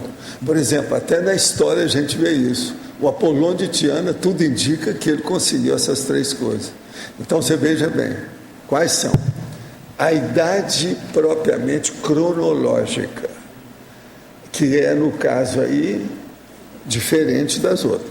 Isso, então, quantos anos a pessoa tem? Ela tem 10 anos de idade cronológica. E ela, qual é a idade biológica dela? Você está entendendo? Você sabe que com 10 anos a pessoa, ela ainda não está. Se ela tem mais maturidade, ela já extrapolou o processo. E outra coisa, qual a idade emocional que ela tem? Porque às vezes uma criança tem 10 anos, ela é mais madura do que os pais que têm 50, que é aquele problema que eu tive com o casal lá no Rio de Janeiro, por causa da moça de 16 anos, que estava mais madura do que eles e criou problema. O homem foi dar porque queria ver se estava dando algum tóxico para a filha dele. Aquilo foi um absurdo, todo mundo viu aquilo acontecer comigo, mas eu tive vários casos desses. Agora, uma quarta é o processo da idade propriamente dito da taquirritmia, do processo da intelectualidade, isso tudo que nós estamos falando aqui de modo geral. O problema propriamente dito da inventividade, a elaboração de pensamento, você está entendendo? Esse processo todo, a invulgaridade mental somática. Então, só aí você tem 4. Agora, quando a pessoa começa a juntar isso tudo num determinado nível, dentro daquele momento evolutivo, ela se destaca de uma maneira impressionante. Aparece tudo quanto é jeito. Entende? Mas tinha que juntar as idades, você está entendendo? Agora, a psicologia hoje já estudou muito o problema da idade emocional junto com a idade física ou biológica, a cronológica propriamente dita. Então, a disparidade às vezes é enorme. Nós encontramos um monte de gente aqui assim. A pessoa vem, ela está com 32 anos e às vezes a emoção dela é de 12. Isso é terrível. Quando começa um negócio assim... Outra coisa, existe aquela senhora, por exemplo, que eu mesmo acompanhei muitos casos assim, mas tem um sério que eu vi, que era uma avó que foi encontrar, que a neta foi encontrar com ela na Europa. Então elas ficaram vários dias juntas. A avó, presta atenção, a neta tinha 15 anos, a avó tinha 60 e tantos, quase 70, e bem lúcida com a história toda. E ela se tornou o mesmo nível de 15 anos. Em vez da criança de 15 passar para ficar mais madura, a velhinha de 60 e lá vai fumaça ficou igual a criança com 15 anos. Todo mundo viu. Então começou a comprar coisa de criança, houve uma regressão. Então veja, isso aí é a mentalidade. Existe de tudo isso aí, depende de cada caso, tem que examinar tudo. Agora, o ideal, quando você quiser examinar uma coisa bem séria sobre superdotação, veja pelo menos 4 tipos de idade. Professor Valdo, aqui não entra também a falta de conhecimento da sociedade a respeito da holopensinologia? Não, isso tem, mas isso aí você dá um desconto. Eu já não posso pedir essas coisas. Por exemplo, eu não posso pedir para os outros, nem na mesa, para eles estudar o que é taquiritmismo, entende isso? Mas isso pode ser uma falta de acesso à compreensão. Não falta, mas o problema todo é que não há, nem na parapsicologia teve muita coisa que eu quis mostrar, não havia acesso, eles não admitem. Por exemplo, eu estou estudando uma coisa essa semana que é um absurdo. Mas é um fato que acontece com todo mundo, muita gente aí já sofreu isso. O que é? Uma coisa muito séria, mas muito boba, de apresentação semântica, de apresentação de ideia, que é o subtítulo. Subtítulo, esse subtítulo que nós fazemos nas coisas que a gente escreve, eu escrevo um tópico e dou um subtítulo para ele. Isso é um problemão. Você mesmo aqui, tem uma porção disso aqui, na caracterologia está tudo com subtítulo. Eles não admitem isso aí, oficialmente. A ciência convencional, o povo de modo geral. Você pega nas gramáticas, eles não falam subtítulo. Por isso eu digo, professor Agora Valdo, veja, por quê? Porque isso dá trabalho. E outra coisa muito séria, o subtítulo mostra a realidade da pessoa também que está escrevendo. Você está entendendo? Ele expõe o nível de inteligência que a pessoa tem. O povo evita falar isso. É igualzinho aquele doutor lá de Brasília, que é especialista, doutor em processo de literatura e tudo mais que tem, e ele tira o corpo fora em matéria de cacófito. Por quê? Ele não consegue dominar o que é a ideia do cacófito e como é que ele funciona, ele não tem paciência para aquilo. Então eu falo, não, isso aí não existe, isso aí não interessa. Chega a escrever isso. Então agora, na questão do subtítulo, o subtítulo é terrível, porque você pega um tópico de uma ideia e você tem que dar a síntese daquilo. Ele começa dando trabalho. E outra coisa, mostra o nível de inteligência que quem escreveu. Não tem jeito de fugir disso. Por quê? Ele está sempre fazendo uma síntese. Isso é análise terrível. É hermenêutica, exegética, tudo ali. Eles não querem fazer isso. Tem gente aí que estava defendendo tese, ela mesma estava me falando, a Laura foi escrever lá agora as coisas lá, a professora falou, não, tem que tirar tudo isso, não pode pôr subtítulo dos tópicos. Agora aí, na universidade aqui. Então veja, você quer coisa mais boba do que isso? No entanto, é um fato, isso existe, uma coisa superficial, peninha no chapéu para atrapalhar, bobagem. E a holopensinologia também é fato, professor Valdo. Não, aí já é coisa maior. É fato. Agora eu vou fazer um verbete sobre subtítulo, mostrando essas coisas todas, mas eu acho que eu vou pôr o verbete mais no dicionário, que não preciso trazer para cá, que vocês já superaram isso tudo. Valdo, você está fazendo o subtítulo de parágrafo. Agora pode pegar vários parágrafos, mas você está centralizando no parágrafo. É isso, né? Eu estou falando mais do ponto de vista do tópico, propriamente dito, o tópico que a gente chama de parágrafo. Então, é o processo subtítulo parafraseológico ou fraseológico, ou, no caso, de tópico. Não é o subtítulo de uma palavra ou de um trabalho intelectual que você fez, que tem um título, você coloca um subtítulo. Ou o subtítulo, por exemplo, do livro, do título do livro. Não, é o subtítulo do parágrafo, é esse aí, é o paragrafal, o paragráfico, como eles chamam. Negócio seríssimo. Agora, é justamente a minha técnica com o meu estilo e que está na enciclopédia, e que funciona. Nós já mostramos que isso funciona. Mas agora dá trabalho. Uma outra coisa muito séria é o seguinte, dá trabalho por quê, Tiago?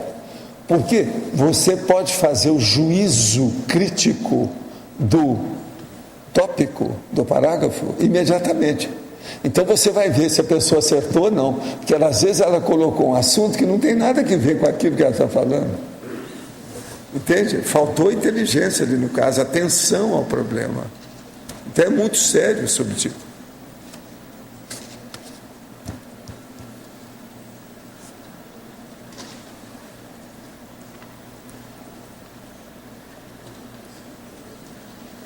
Tiago, algumas coisas me chamaram a atenção durante a sua fala aí na tertúlia.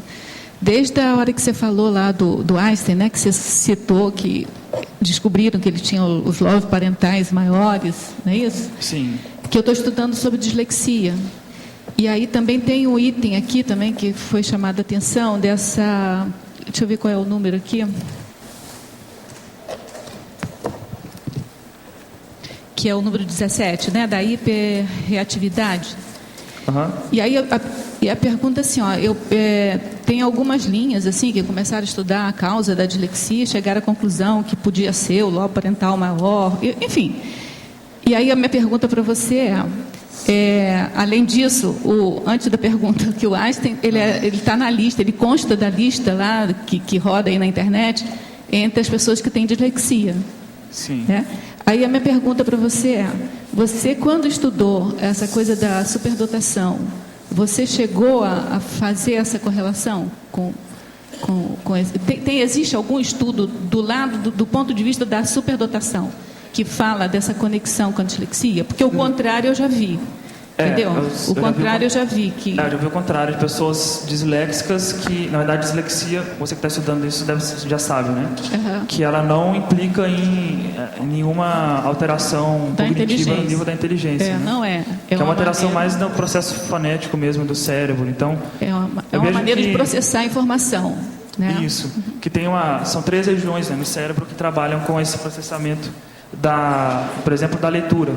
Né? Você tem a área chamada área forma da palavra, né, que é no lobo occipital, aí depois passa pela região que é occipito-parieto-temporal, então aqui nessa região, depois lá para a área de Broca, né? Então o problema do dislexo nesse percurso, né? No Isso, circuito. Então ele tem dificuldade num pedaço do circuito, então ele tem que ficar fazendo esse circuito o tempo inteiro, e quando a pessoa, né, que não tem dislexia, ela já tem um atalho em uma área só, né? Então isso. É uma questão mais nessa área fonológica. Então, sim, mas acontece que assim, o que eu já estou lendo agora é que se a pessoa consegue lidar bem com essa situação, se consegue usar isso a seu favor, que aí ela aumenta a criatividade, enfim. E aí tem assim, roda, né, a lista dos gênios aí que tem essa dislexia. Então, assim, isso é do ponto de vista da pessoa que está estudando dislexia. O que eu queria saber é se, do ponto de vista das pessoas que estudam a superdotação, se fazem esse cotejo. Eu não conheço nenhum estudo, não. Só o inverso também, como você. Mas da superdotação para dislexia eu não conheço. Porque essa hiperreatividade que você está colocando aqui é uma coisa também que eu estou vendo que acontece, entendeu? Porque a pessoa que tem a dislexia, ela fica hipersensível também. Em todas essas áreas que estão aqui. Por isso que me chamou a atenção. Né? Mas você não viu isso em lugar nenhum, não, né? Não vi, não. Tá bom. Tiago, o cara na cabeça é Broca, tá? Broca, tá. Não é Broca. Tiago. Broca. Tá bem. Lá em São Paulo, quando você fala assim, isso é broca, eu achei que é por causa disso. Isso é broca. Tiago, aqui no ar. Sim. Na fatologia, por volta da 11ª linha antes do fim da fatologia, onde existe aquela região de omissão governamental das instituições do ensino, da identificação dos superdotados e tudo mais, eu gostaria de saber a sua opinião sobre... e depois tem mais à frente, né, uma coisa sobre a máfia corporativa dos psicólogos quanto aos testes psicológicos. Uhum. Eu gostaria que você comentasse o seguinte: eu tenho a ideia de que eu sou a favor, né, da aplicação de testes nas escolas, tanto para a detecção primária, né, da superdotação, como também de algumas aberrações de agressão, né, como você vê a criança muito agressiva dentro da escola e tudo mais, né? Você faz uma profilaxia a respeito disso, né? Como é que você vê assim aplicação em massa, vamos dizer assim, dos testes psicológicos, principalmente de detecção da super... Eu sou, até certo ponto, eu sou contra os testes psicológicos, até certo ponto só, porque, aliás, eu sou contra você usar um teste como sendo, vamos dizer assim, a única referência para você dar um diagnóstico. Mas, por um outro lado, você tem aí, aqui em Foz do Iguaçu, quantas crianças você deve ter aqui em Foz do Iguaçu? Para você fazer uma coisa completa mesmo, um diagnóstico completo da criança, você precisa ter sessões e sessões com aquela criança, estudando detalhadamente o caso dela. Se você fazer isso com dezenas de milhares de crianças, vai ser difícil. Então, nesse ponto, o teste ele ajuda, porque ele já dá faz uma triagem, né, que dá para você selecionar as pessoas que você pode começar a trabalhar. Tem um problema, porque a gente vê que dentro dessas, aqui na página 31, né, de novo nos testes da psicologia, você vê quais são as áreas que relacionadas a qualidades especiais que já se tem teste hoje. Você não tem um teste, por exemplo, para poder ver o cara que é bom por exemplo, na criatividade, né? Que eu me lembro, além desses aqui, não teve nenhum outro teste que veja isso. Pelo menos algum teste também que seja massificável. E aí, como é que fica o cara criativo que ele é ruim de inteligência lógico-matemática? Você deixa ele de lado e pega só o cara da academia. Então tem esse problema. Mas, por outro lado, é melhor isso do que nada também. Acho que é a filosofia dos males o melhor, menor, né? Isso. O menor, né? Exato. Então, acho que isso, os testes ajudariam justamente a combater essa omissão, não só do governo, como também das instituições de ensino para identificar esses superdotados.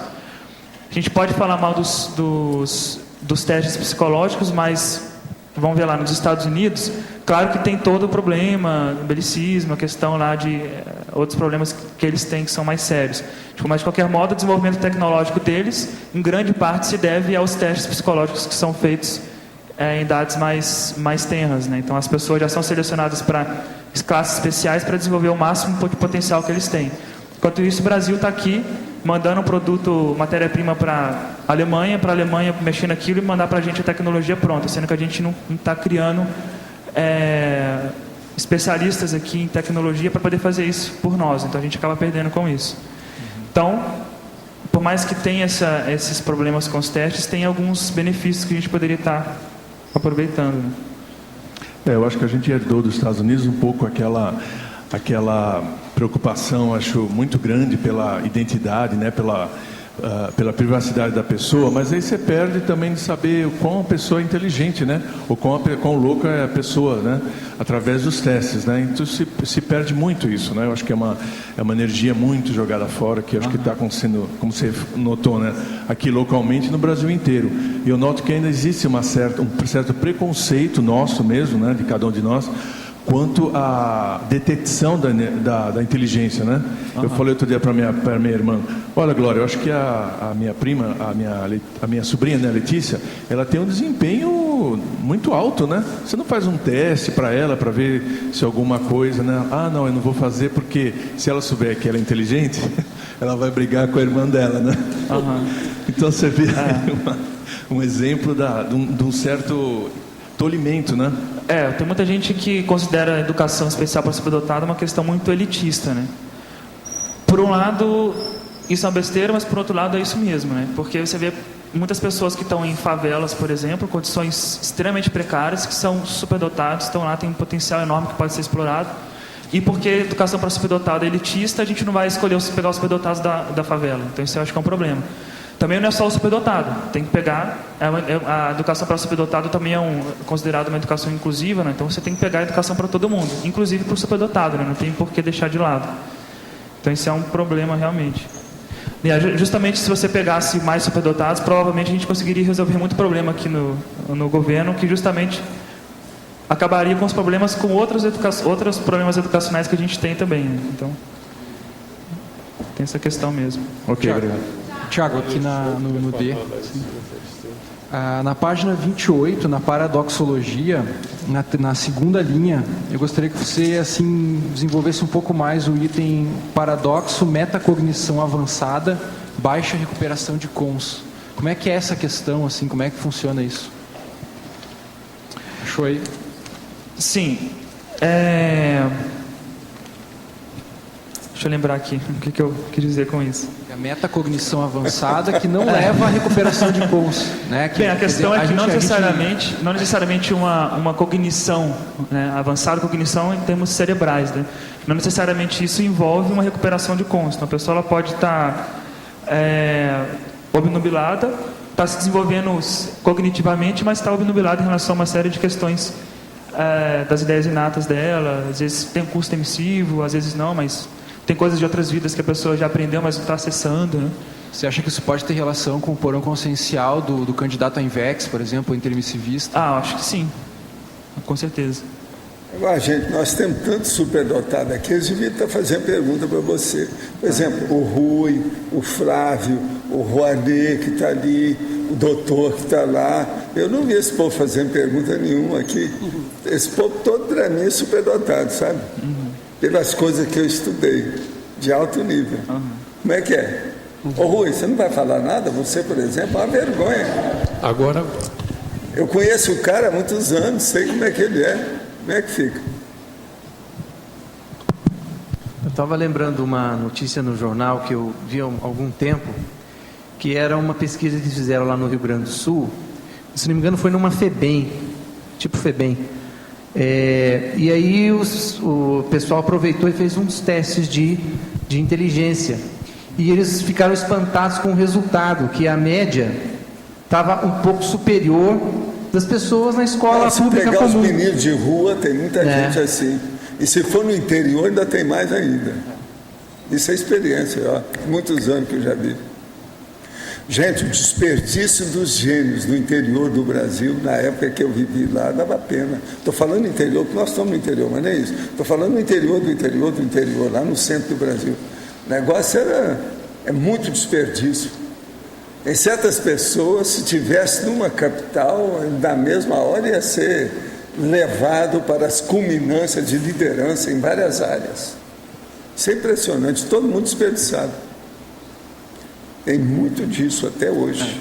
Por isso que precisa de muita educação para colocar o superdotado na frente. Não adianta só achar que o superdotado é o cara que está na família de rico, né? Que é um fenômeno universal. Acontece em qualquer lugar. Se tiver um ser humano, pode acontecer. No interior, tem mais superdotado nos pobres do que nos ricos. Entende? Agora, isso é regra daquilo que a gente vê. Mas é que lá também tem menos rico do que pobre, né? A gente tem que dar um desconto. Tiago, entende? A questão do teste, você estava falando, parece que é teste de QI. Ele existe uma limitação, mas também ele é útil. Eu estou me baseando pelo que vocês falaram, que eu sou leigo no assunto. Você podia aprofundar isso? Ele é útil em quê e como que ele é limitado? Ele é útil no seguinte sentido: você tem 30 mil crianças e você tem 30 vagas. E você quer fazer uma turma que vai mexer com coisas super avançadas de ponta em tecnologia, na engenharia, por exemplo, mecatrônica. Tá. Como é que você vai escolher 30 alunos de 30 mil em, sei lá, um mês, 2 meses? 30 mil alunos você vai levar mais de um ano, e quando você terminar de sondar todo mundo, o pessoal já ficou mais velho, já perdeu oportunidade, não adianta mais. Então, às vezes, esse teste ele ajuda nisso, para fazer essa triagem, você pegar, não, esses 30 aqui, tá beleza. Agora, tem um ponto negativo.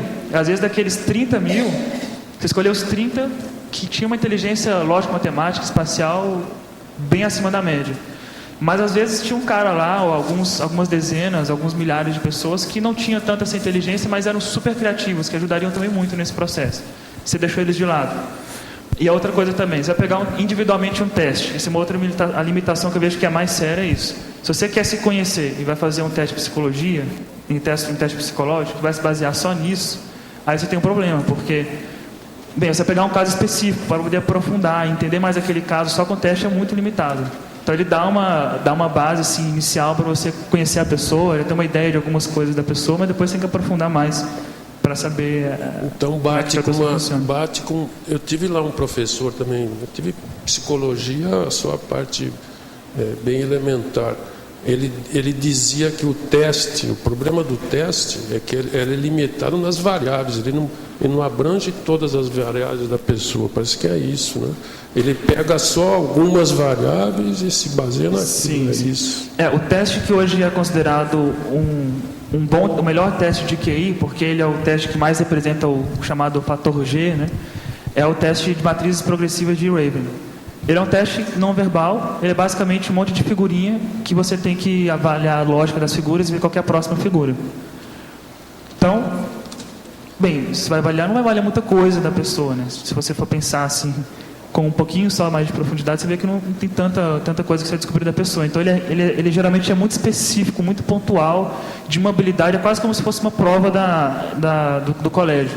Aquela prova ela não mediu se o aluno ele é um bom aluno, ou se ele é muito inteligente. Mediu que naquela matéria específica ele era brilhante. Pronto. Agora, de modo geral, aqueles que querem ser superdotados ou que tem qualquer complexo de superdotação, lembra o seguinte: esquece a superdotação, procure se organizar e ser persistente. Acabou. É o binômio. Auto-organização, persistência. Isso aí melhora qualquer um. Agora, caro verbetógrafo, poderia ampliar as seguintes questões. Se o superdotado permanecer somente com a intelectualidade em determinada área, sem ampliar a assistência, ele vai em outras regiões manter a mesma superdotação? Ele vai herdar a paragenética dele, né? Vai ter essa superdotação. O problema é que ele vai, até certo ponto, regredir, né? Vai ficar parado, não vai usar isso para assistir os outros. Vai ficar chupando o dedo, né? Chupando o dedo. Não fez as coisas. Agora o outro. Percebo que alguns superdotados se isolam da sociedade, valorizando somente a si mesmos, sua superdotação, menosprezando as outras pessoas. O que você pensa sobre isso? Isso é possível e é muito comum. Né? Conheço muitas pessoas que são superdotadas e acabam inflando muito o ego. Né? Acho que até coloquei isso na efeitologia, uma coisa assim. Mas tem de tudo, né? Superdotação, superdotado, você tem uma personalidade, não existe um padrão, né? O superdotado é isso e pronto. Isso é uma característica a mais da pessoa que se junta com as outras pode dar muita coisa. Né? Agora outro. Como abordar a conscienciologia com superdotados? Na minha opinião, bem, eu chamo a atenção sempre nesse assunto para a questão da inteligência evolutiva, a superdotação evolutiva, a questão de você... pensar que você tem esse talento, você pode usar ele para evoluir mais rápido e ajudar mais os outros, né? Que é geralmente o que eu tendo a chamar atenção. Professor Tiago, em Paradoxologia, página 28, segunda linha, o paradoxo metacognição avançada, baixa recuperação de cons. Existe alguma pesquisa científica que comprove que o superdotado tem baixa recuperação de cons ou é apenas uma hipótese sua? Isso aqui, na verdade, é uma possibilidade. Não quer dizer que isso sempre acontece. É uma hipótese, na verdade, sim. Acontece, né? Isso aqui não significa que em todos os casos as pessoas que são superdotadas têm baixa recuperação de cons. Até muito pelo contrário, né? Quanto mais superdotado, acho que mais a pessoa tende a recuperar os cons. Um serenão, por exemplo, mega superdotado, praticamente não, né? Nem perde os cons quando ele vai ressomar. Então, a repressão é capaz de destruir um superdotado? Eu imagino que sim. Eu coloquei aqui destruir no sentido de dificultar o desenvolvimento de habilidades, né? Lá na efeitologia, na quinta linha tem o efeito da vulnerabilidade emocional infantil na inibição da superdotação. Isso aqui é um ponto que eu acho que engloba isso daí. Às vezes o cara ele tem muita inteligência, mas até o próprio professor Valdo comentou isso também, na questão da emocionalidade, tal, da conflituosidade. Às vezes o conflito dele emocional é tão grande e às vezes uma repressão emocional ali é tão forte que ele acaba minguando, né, no talento que ele tem. No livro Nossa Evolução, o senhor informa que os gênios da humanidade conjugaram no máximo 3 tipos de inteligência, o que denota uma superdotação. A consciência inteligente, que deseja conjugar todas as suas potencialidades e inteligências para o complexo, deveria recorrer a algum programa de treinamento ou desenvolvimento de inteligências úteis cosmoeticamente? Como desenvolver, então, um autodidatismo superdotado de acordo com a ProEx? Olha, tem uma série de cursos e técnicas que nós usamos nas ICs de todo lado que objetiva justamente isso. O problema é a pessoa chegar lá. Só vocês aí tem quantos? Seria bom você falar nos cursos aí. Só da PEX, é uma série deles. E a repreendência, tudo tem. Tem um que ajuda a pessoa, uma vez que ela está fazendo essa pesquisa da questão da superdotação, e pensar, refletir sobre a aplicação dessa superdotação, é o curso que nós trabalhamos, que é a Identificação das Diretrizes da PROEX. E o que a gente observa é que um dos pontos, dos aspectos que é levado em conta para definir a linha mestra da PROEX de uma pessoa é justamente os seus talentos, que aí comporta superdotação, mega trafores de uma maneira geral. As pessoas têm um mito de que a PROEX às vezes é em função daquilo que ela não é boa, né? Daquilo que ela é ruim, como se fosse uma condenação. E é pelo contrário, a PROEX é baseada naquilo que a pessoa é forte, naquilo que é o trafor da pessoa. Então a superdotação tem uma relação direta com a aplicação prática na programação existencial. Ô, Tiago, aqui no ar, você falou aqui da superdotação psicomotora, afetiva, social, né? Existiria uma superdotação cosmoética, quer dizer, um indivíduo que é superdotado nas habilidades de lidar cosmoeticamente com o ambiente? Eu coloquei isso. Serenão, você colocou aí. Está na mega superdotação, né? Não, mas é a anticonflitividade. Se tem, já começa. É por aí. A partir do desperto, essas coisas todas ocorrem. E só uma coisa que eu queria adicionar também é que a gente não conhece muito superdotadas mulheres, né? Infelizmente, que eu acho que é o... Não, mas aqui tem muito. Não, mas não se conhece assim muito, né? Olha lá, cuidado com ela. Tem a Mita. Mas assim, na sociedade não se conhece muito, né? Diziam que a mulher do Einstein era uma superdotada, mas o Einstein botou ela para o escanteio, né? E que, né, você vai ver a biografia. Quer dizer, você poderia dizer alguma coisa sobre isso? Na verdade, do que eu pesquisei, não tem muita diferença assim, de gênero para superdotação. Mas não se conhece muitas, né? Não se conhece muito, principalmente talvez para nosso preconceito contra a existe uma tendência de classificar que o elemento feminino tem mais tendências em certos processos, principalmente artístico. Na música, por exemplo, tem mais de mulher do que de homem, em certas áreas. Agora, tem um efeito social, né? A janela de Marco. Isso, agora, pega 1000 anos atrás. É difícil você ver uma mulher também que tinha muita coisa aí que você conhece, né? Porque tem esse efeito também das mulheres sempre estarem sendo marginalizadas, etc. Acho que isso também é um efeito da gente conhecer menos. Agora, não conhecer não significa que não tem, né? Eu acho que tem. É que não aparece muito, né? Tem a Marie Curie, que está aí fora, né? O busto dela, a mulher do Einstein e tal, mas geralmente não se fala muito. Os ganhadores do Prêmio Nobel do DNA, né? Tinha uma mulher lá que as pessoas não falaram, foi deixada de escanteio, né? Eu espero, quantos são os verbetes dele? 500, para você 500, tá certo? São outros 500. O problema não são os 500, então, o problema é até quando. São outros 500, tá certo? Olha bem isso. Os nossos comerciais, por favor. Obrigado. As pontuações de hoje: 106 assinaturas no livro de presença, 23 perguntas presenciais, 23 perguntas online, 53 votos presenciais e 10 votos online. Hoje teremos os recados da Luciana sobre o Fórum de Responsabilidade Planetária, o Felipe sobre palestra online da Simvex, o João Paulo sobre o curso com Sincobaia, a Anália sobre o curso Heterocrítica e a Amir sobre o Congresso Internacional de Verponologia. E antes com vocês aqui o Fernando com o programa Amigos. Boa tarde a todos. Nós ouvimos há pouco o professor Valdo Vieira informar que está sendo trabalhado já a edição nova da Enciclopédia da Conscienciologia, com 10 volumes, 9.000 páginas, 2.146 verbetes e 103 neoverbetógrafos.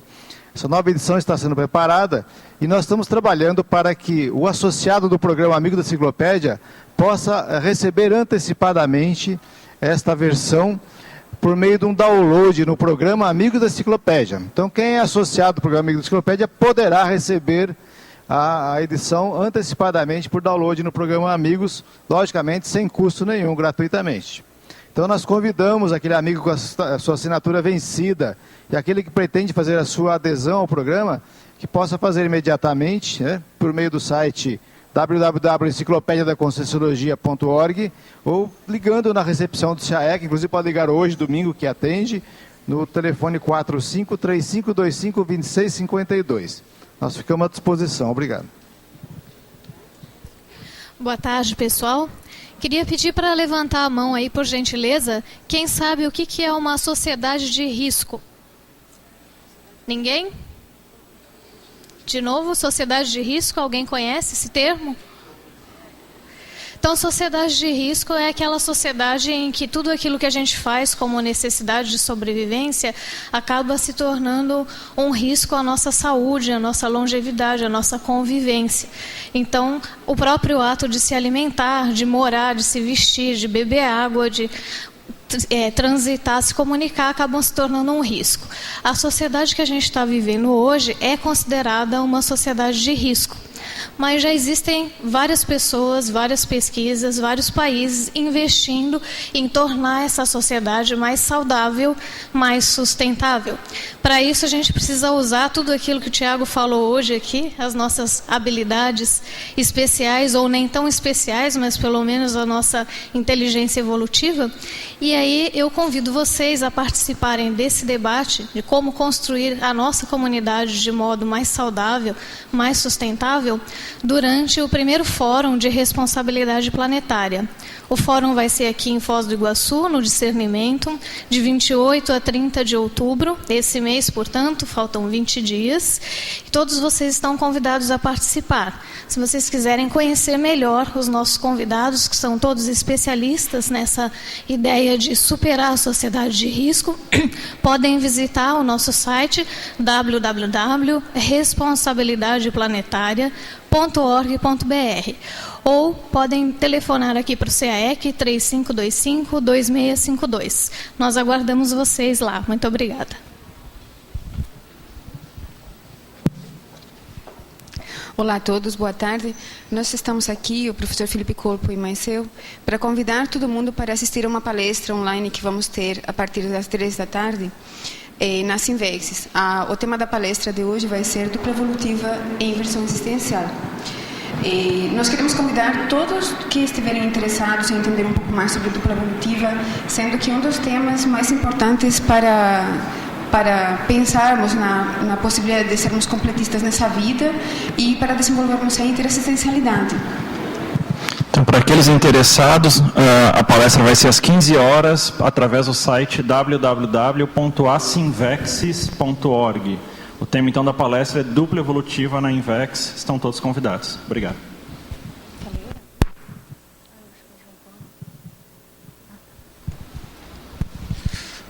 Boa tarde. Eu venho em nome da Consciência falar sobre o curso Consciência do Conscienciograma, que vai ter a sua versão agora de outubro, na próxima quarta-feira, dia 12, que é um feriado, aqui no SEAEC. E para as pessoas que nunca participaram ou nunca responderam ao conscienciograma, no curso são dadas as instruções para a pessoa responder uma folha de avaliação. Então, a pessoa que nunca respondeu nada do conscienciograma vai ter a oportunidade de responder pelo menos uma folha, e essa pessoa, se for sorteada para a técnica do Consciência Cobaia, junto com mais 2, são 3 sorteios, 3 consciências cobaias, com duração de 1 hora cada uma. Então, a pessoa vai ter a oportunidade de responder e já na hora ter os feedbacks. Então, a pessoa responde, quem nunca respondeu já aprende como é a técnica de análises rápidas, que é a técnica que a gente indica para uma primeira vez que responde o conscienciograma, e ela na hora já tem um feedback, tanto de resposta, de como ela responde, como ela analisa a pergunta do conscienciograma, como também o quanto ela analisa a si própria através do conscienciograma.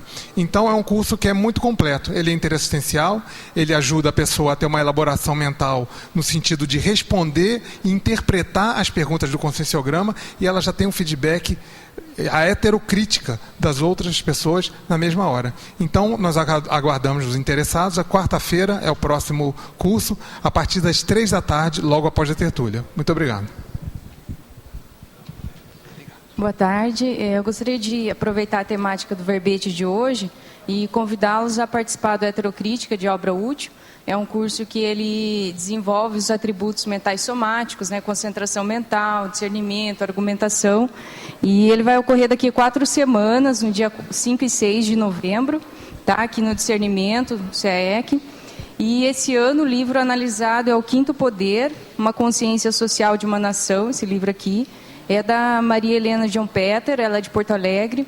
E esse livro, são vários exemplos de voluntariado de forma profissional, né, que deram certo. Foi comentado recentemente na tertúlia, né, da Wangari Maathai, tem uma entrevista no livro com ela, falando voluntariado Cinturão Verde, que ela fez na África e que deu muito certo. Então, o livro tem várias reportagens e entrevistas que trabalham a temática do voluntariado de forma profissional, né? Então, quem quiser desenvolver o seu voluntariado, qualificar ele e também desenvolver os atributos mentais somáticos com as análises que é apresentada no curso, né? Tanto a conteúdo quanto a forma do livro, né? E a análise de leitura crítica, né? Então, vocês estão convidados aí para participar, 4 e 5 de novembro aqui no Discernimento. Obrigada. Olá. O meu convite é que todos venham participar do debate aberto, patrocinado pela Unicim, que vai acontecer na sexta-feira, dia 14, às 9 horas da manhã. A ideia é estarmos debatendo, de forma científica, a política editorial da CCCI. Estarão os editores das principais revistas da Conscienciologia estarão presentes ao vivo ou através da internet. A nossa turma aí da enciclopédia também vai estar presente, Rosa e Dulce. Então é a oportunidade que a gente vai ter para estar debatendo, tirando todas as nossas dúvidas enquanto autores, né, com relação aos editores das revistas. E depois, o pedido já não é de graça, né? A primeira parte é de graça, é para todo mundo estar lá. Esse já não é de graça, é necessário uma inscrição. É o 2º Congresso Internacional de Verponologia, que as inscrições são feitas na recepção do CAEC, telefone 45 35 25 26 52. Obrigada. E para amanhã o verbete eleito é a escolha da carreira profissional. A especialidade Proexologia, a autora professora Sandra Tornieri. Obrigado pela presença de todos e até amanhã.